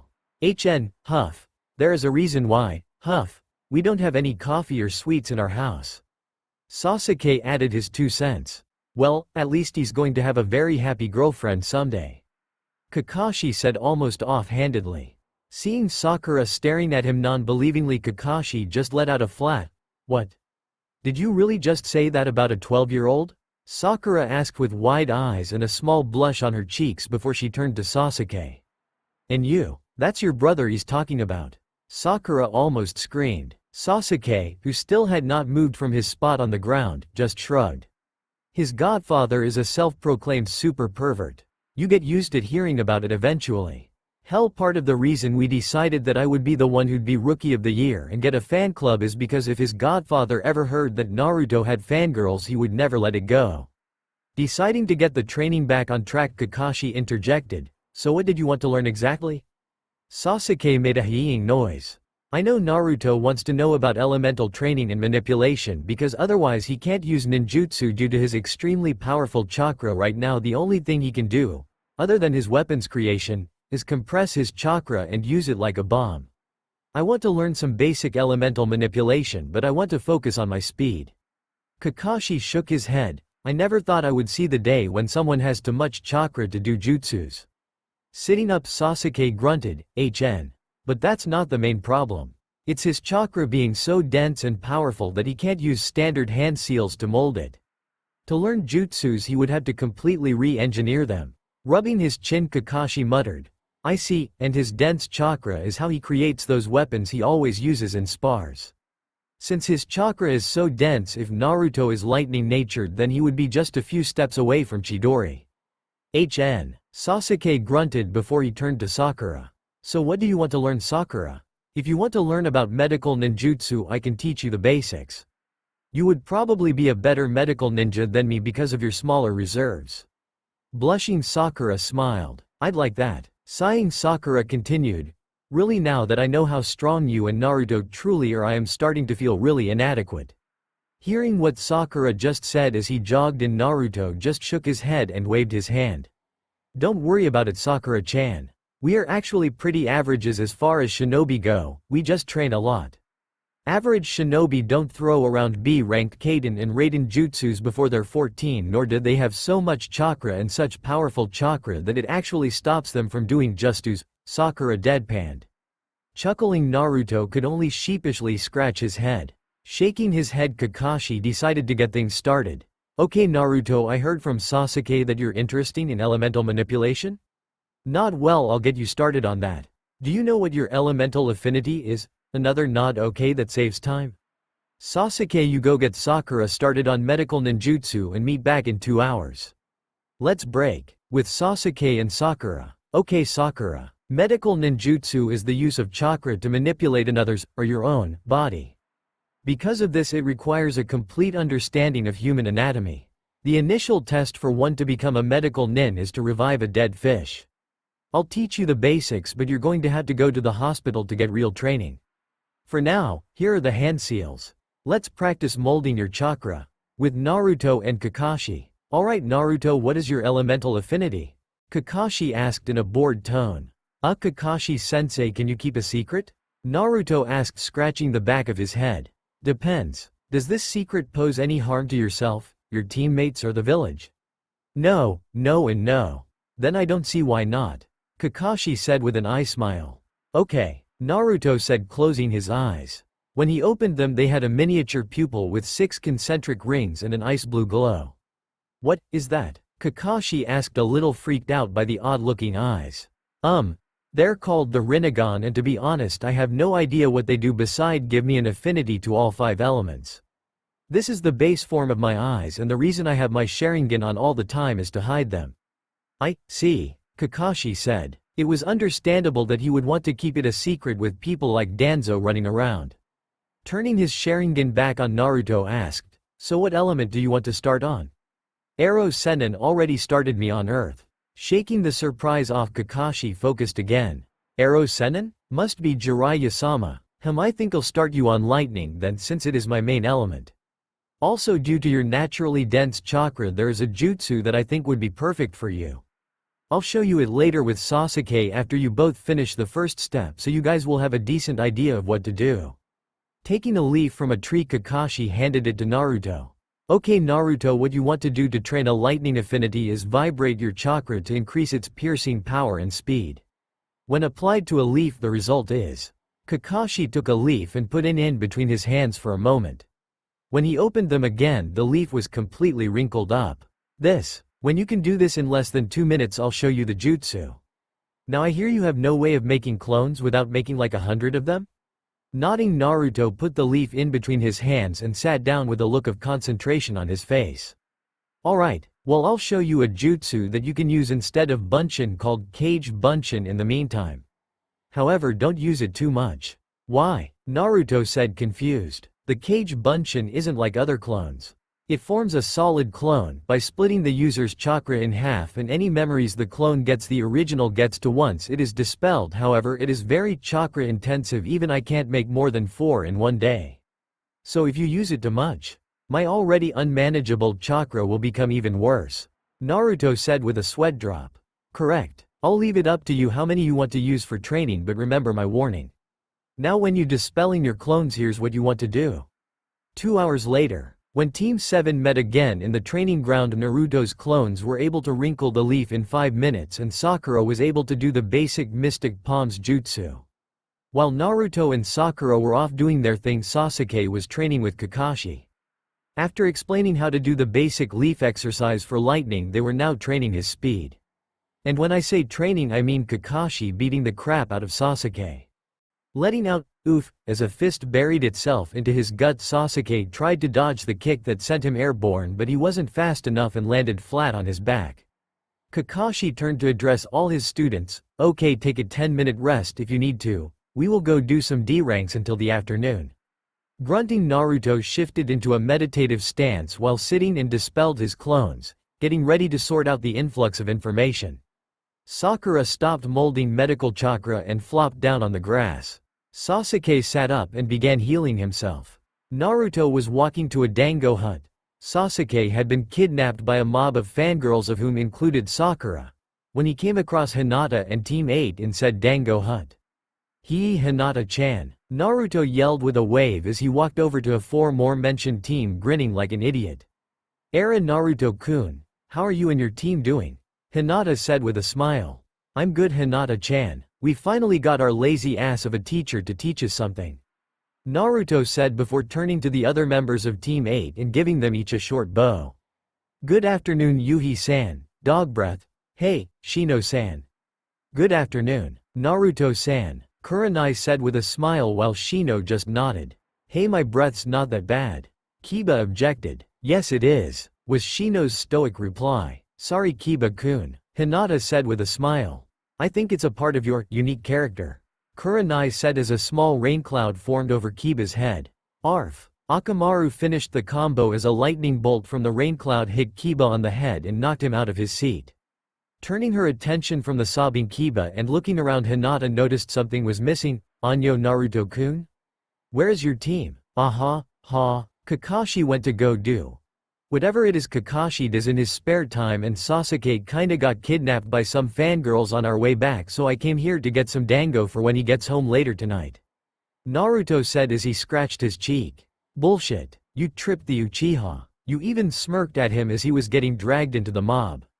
"No I didn't. Don't lie to me boy, I'm in your mind. I know everything that goes on up in here." While he called me Kai. "Wait, what? Seriously? Everything?" "Yes, everything. If I ever get you out of the seal, you wouldn't tell Ero Sennin about."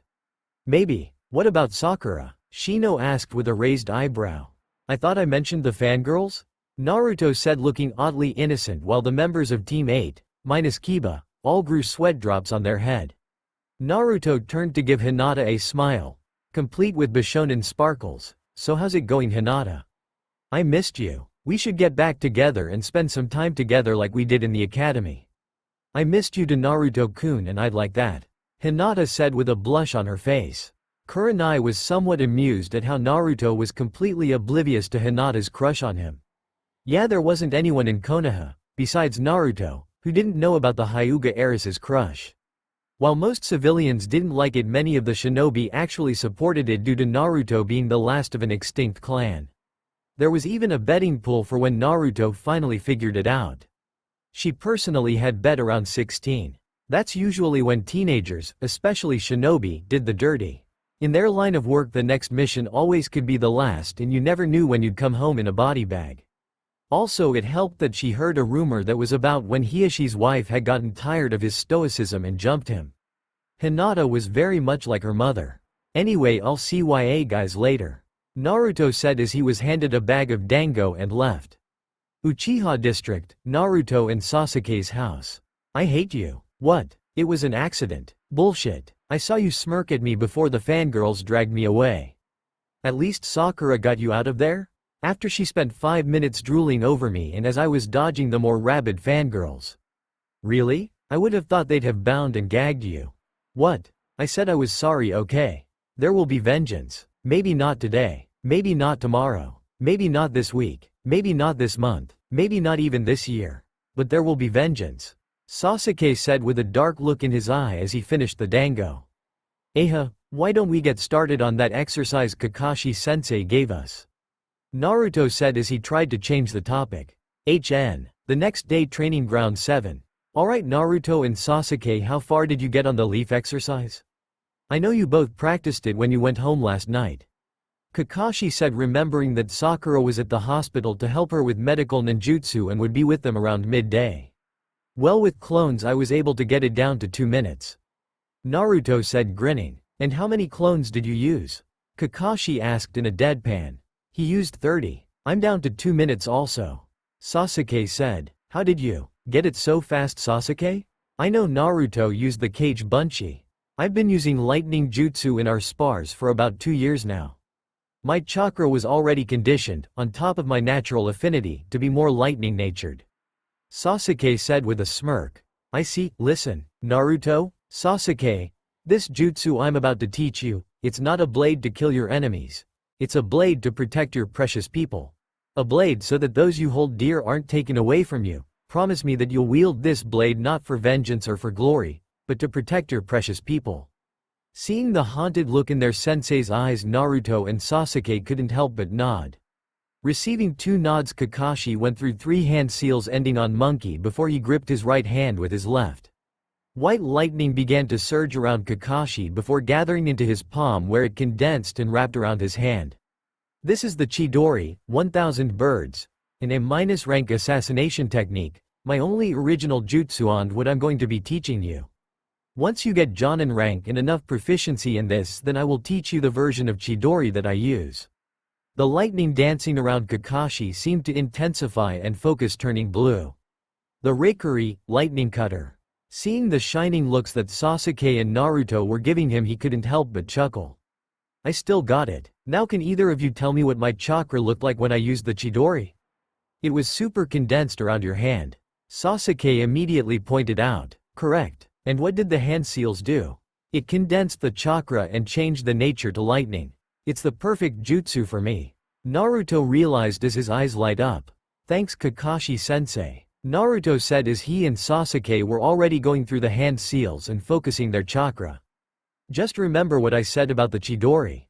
It's a blade to protect what you hold dear. A few weeks later, training ground 7.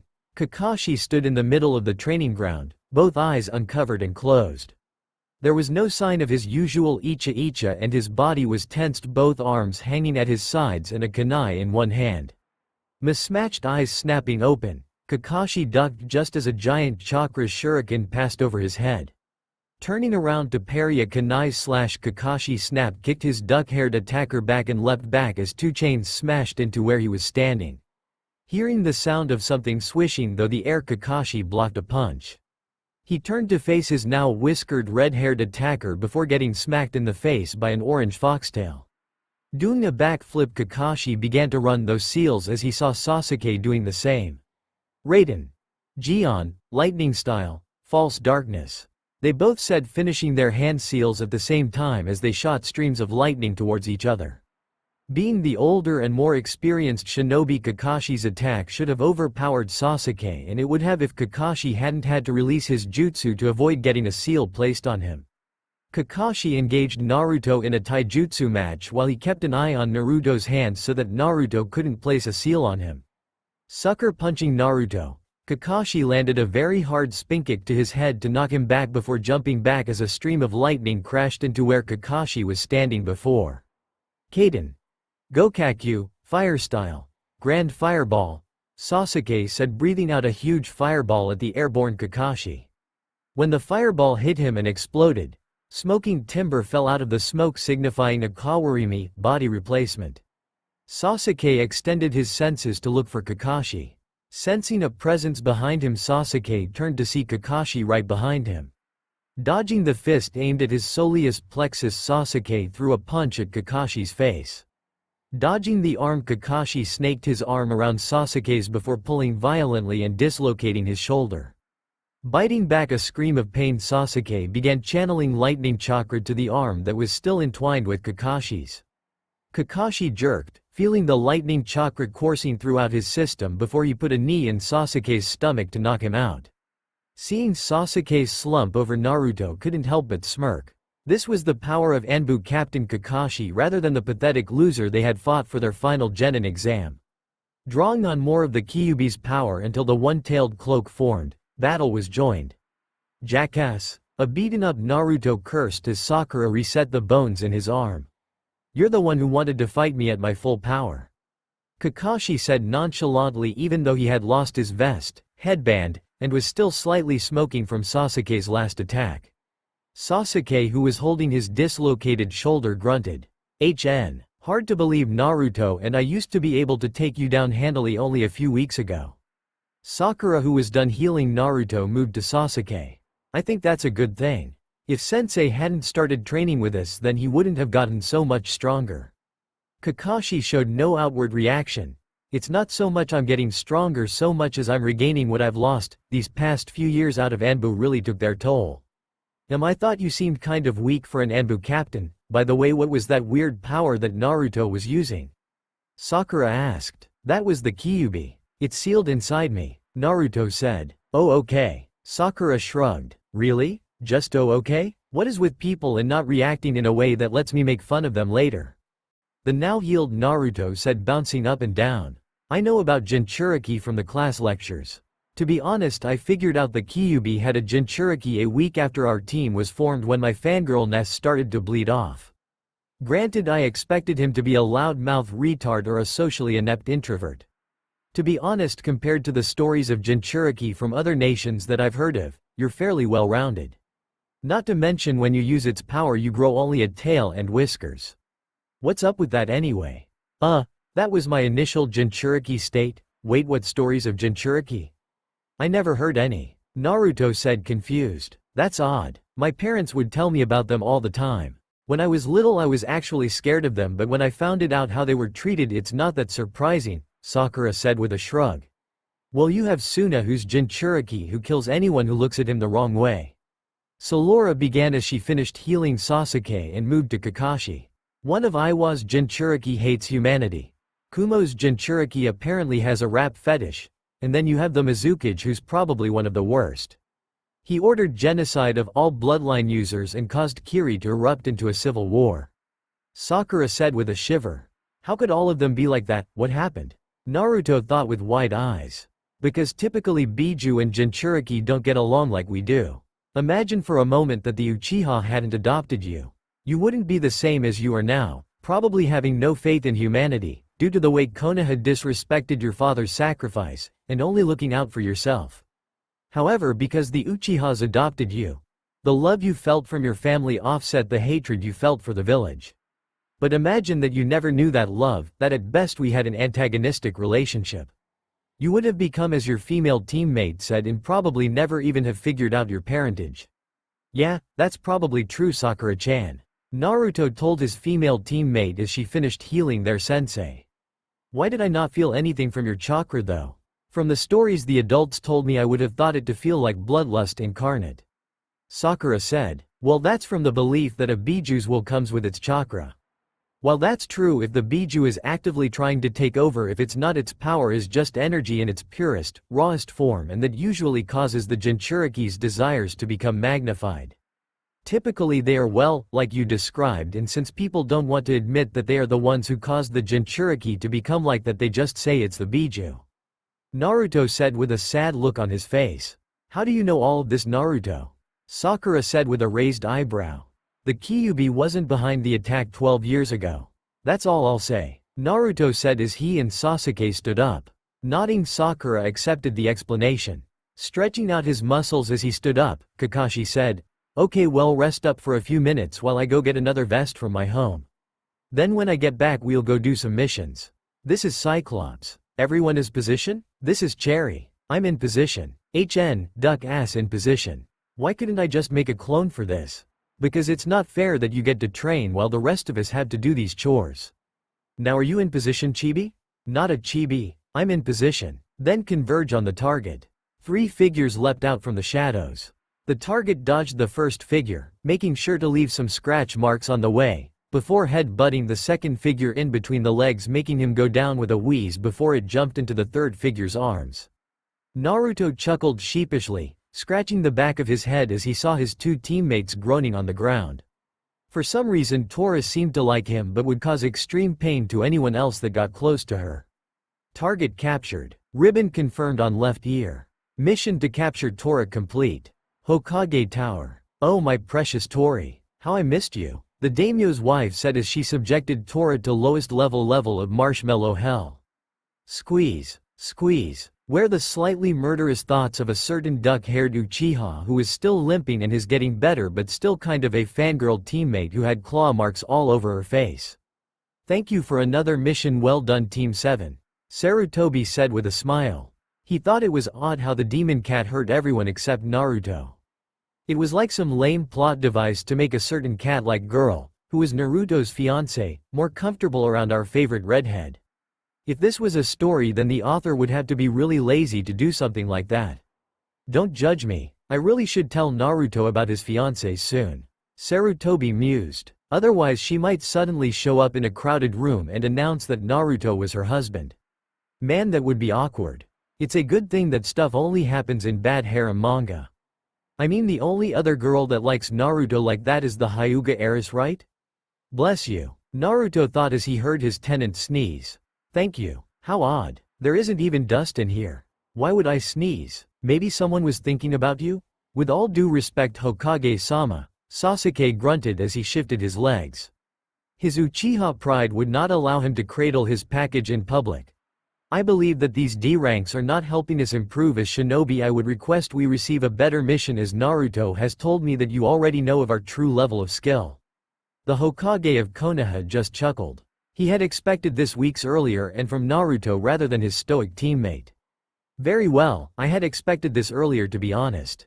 Here is a C-ranked mission to escort a client to the wave and guard him until the completion of the bridge he is building. It should take about a month. Come in Tazuna-san. When the client came in, Team 7 felt very underwhelmed. While they didn't expect to be guarding a prince or princess for their first C rank, they expected something better than an old man who reeked of sake. What? These brats are going to be protecting me? Yes, Team 7 will be escorting Tazuna the bridge builder to the land of waves where his next bridge is to be built, and will stay for the duration to protect him and the bridge from any bandits or highwaymen that may interfere with that. They look like they just got out of preschool and can't even protect themselves, especially the short one. Tazuna said as his eyes landed on Naruto. Damn it, I just haven't hit my growth spurt yet. Naruto yelled as he lunged at the client, only to be restrained by Sakura, who put her arm around his neck and droving a fist into his head. I'm sorry sir, but please ignore the knucklehead here. Even if we aren't strong enough, our sensei is one of the strongest jonin in the village. Sakura said with an apologetic expression. Yes, Team 7 will be escorting Tazuna the bridge builder to the land of waves where his next bridge is to be built, and will stay for the duration to protect him and the bridge from any bandits or highwaymen that may interfere with that. When Tazuna only grunted, Kakashi turned to address his team. Alright, go home and pack your things and be at the gate in 3 hours. Tazuna could only blink when all 4 ninjas disappeared in shunshuns. 3 hours later. You know, I'm really glad that I finally learned the shunshin. Sakura said as she and her other 2 teammates arrived at the gate. But I don't see Kakashi-sensei around. Can you sense him, Naruto? Sasuke grunted as he looked around. Naruto began extending his mind's eye of the Kagura. No, he's not around. Naruto said with a frown. You know, I had expected you to be more excited about our first C-ranked mission. I mean, we spent the first weeks of our shinobi career doing chores basically. Sakura said. Naruto shrugged. I mean, it was boring when the only thing we did all day was teamwork exercises, but when we started actually training and Kakashi-sensei would beat the living crap out of us, the D ranks were actually a welcome break. Sakura nodded. She was the one who always healed Naruto and Sasuke. It had actually helped her become very proficient in medical ninjutsu. So what do we do now?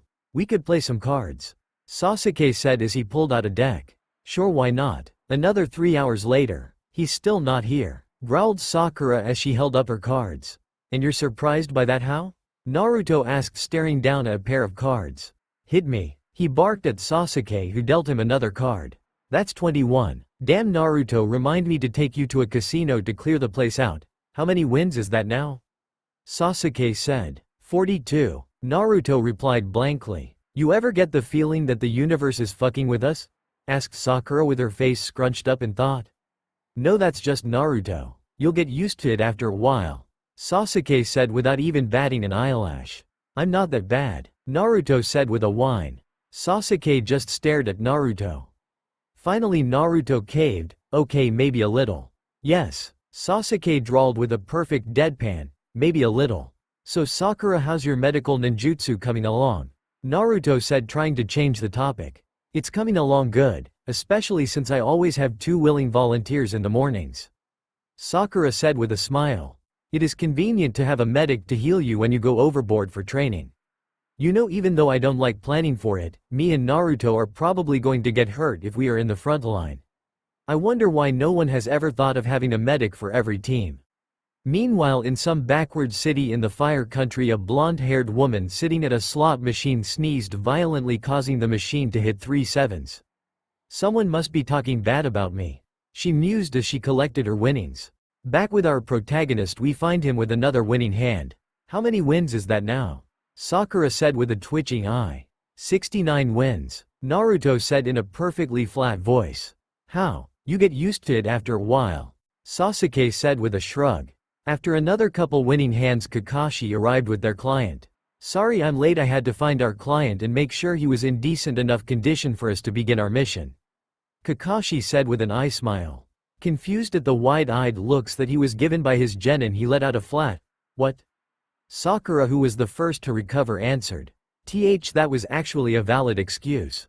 Kakashi actually looked affronted at that. What? I'm not that bad, am I? Yes you are, Sakura deadpanned. Yeah, you kind of are, Naruto said, scratching the back of his head. Sasuke grunted. Indeed, my eternal rival you are. A voice echoed from across the village. That was weird, Kakashi said, looking in the direction that the voice came from. So are we all ready to leave? Sakura nodded while hoisting up her backpack, while Naruto and Sasuke both held up scrolls for the kanji for storage on them. Okay, I'll take the back. Sasuke, Sakura flanked Tazuna. Naruto, keep your senses extended and take point. Let's go. Kakashi-sensei, how long until we get to wave? Naruto asked, bored out of his mind. Looking at the position of the sun, Kakashi said, we should get there before the end of the day. Nodding, Naruto kept focusing on his eyes mind of the Kagura until he felt 2 signatures on the road hiding in a puddle. Both feel about Chunin level, me and Sasuke could easily take them, but we need to find out what their objective is. After the group passed the puddle, the 2 demon brothers rose up from the puddle. They immediately tried to wrap Kakashi in a chain but heard loud chirping before they could. Chidori, was all Maizu heard before he felt an arm pierce his chest, killing him instantly.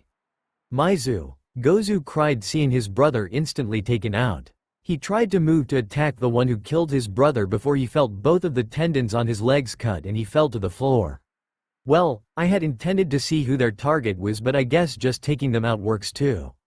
Gozu heard the Jonin say almost as though he was talking about the weather. Hearing a sickening crunch that Gozu assumed was the black-haired one removing his arm from his brother's chest, he heard, "Don't worry about that, Kakashi-sensei. Naruto's got it. Sakura, cut the muscles on his arms with your chakra scalpels and bring him over here." Grunting in pain as he felt the ability to move his arms leave him, he was put up against a tree where he came face to face with a red-haired child with their eyes closed. When the kid opened them, he saw a red eye with a 4-point star, marked by 4 red lines, surrounding the pupil, and felt something entering his mind. Koto Amatsukami, distinguished heavenly gods. So what did you find, Naruto? Kakashi asked his student when he saw Gozu go glassy-eyed. They were after you, Tazuna-san. Anything you want to tell us? Naruto said, turning a glare onto the bridge builder. Wait, why do you think they were after me? Tazuna said, panicking. Naruto frowned. Their client was deciding to be difficult. I just went into his guy's mind, Naruto said, pointing at the comatose Gozu. His brother and some guy called Zabuza are after your life. This is AB, if not a ranked mission. Now explain or we kill you and go home. Sakura shivered, seeing the cold look in Naruto's eyes. If anything, it looked magnified by his Sharingan. Okay, I'll explain, but you have to help me. Tazuna said. Wave is under the tyrannical hold of a businessman named Gato. Kakashi decided to cut in at this point. Wait, Gato? Of Gato's shipping and transport, that Gato? Kakashi said with wide eye. Gato was one of the richest people in the world and from the rumors a pretty vicious person to deal with. Tazuna scoffed. Yeah, that's him, the little troll. The bastard may look like a legitimate businessman, but on the inside he's a cruel criminal and dictator that controls what he has through force and money. He has a chokehold on my entire country, bleeding us dry of all of our hard-earned money, leaving us with little but poverty. He sighed. This bridge I'm building is going to connect us to the mainland and break Gato's hold over our country. He knows this and will stop at nothing to kill me. He turned a pleading eye at Kakashi. Please, I know I lied, but you can't leave me or my country to this fate. I know I can't pay for it now, but as soon as our country is liberated we can easily make the money to pay for this. We'll even pay double or triple the amount. Just, please, all we want is to be free from this accursed bastard. Kakashi stared at the pleading look on Tazuna's face, thinking about what to do. Finally he nodded to himself and turned to his students. Naruto, Sasuke, Sakura. This Deshion is up to you. Do we stay with the mission or go back to the village? Let's do the mission. We can't let that asshole keep his hold over that country. Naruto yelled, his cold demeanor melting like snow on a hot summer day. Sasuke grunted in agreement. Yeah, as long as you can take this Zabuza guy we should be fine. Besides, I've wanted to test the Chidori in a real-life situation for a while now. Sasuke finished with a smirk. I agree as well. We haven't been training this past month for nothing. Sakura said with a smile. Speaking of which, Naruto interrupted. What do we do with this guy and his brother? Kakashi closed his eye and thought for a few seconds. I'll cut off the head of Maizu and put it in a storage scroll. Sasuke, you just got your first kill. Are you okay? Sasuke blinked as if he just realized that himself. Yeah, I'm fine. Alright, I'll cut off Maizu's head and get Gozu's too. Just give me a minute to seal them. Team 7 traveled for a few hours. Eventually they reached the shores of the Fire Country. A small boat was docked with a single man at the oars. Tazuna. The man greeted them. Thanks again for this. Tazuna bowed to the oarsman. No problem, just hurry up. I want to get there as quickly and quietly as possible. After Team 7 and Tazuna got into the boat, the oarman departed. About 30 minutes later they arrived at an abandoned building where they docked and bid farewell to the oarman. Kakashi-sensei, Naruto said with a frown. How strong are they and how long until we run into them? Kakashi said, slipping his Icha back into his pouch. One is high Jonin level, the other is high to mid Chunin. Naruto said, signaling his teammates to get ready. After a few more minutes of walking, Naruto created chain with a kunai at the end and threw it into a bush. Guys, when the chain retracted, it revealed a bunny impaled by a kunai. Sasuke and Sakura let themselves relax for a moment before they remembered that Naruto was a censor and immediately tensed. Get down, Kakashi yelled, grabbing Tazuna and throwing both himself and Tazuna to the ground. Seconds after Naruto, Sasuke and Sakura hit the ground. A massive spinning blade passed over everyone and embedded itself into a tree. Nearly cutting the poor tree in half, a man appeared on the handle. Well, what do we have here?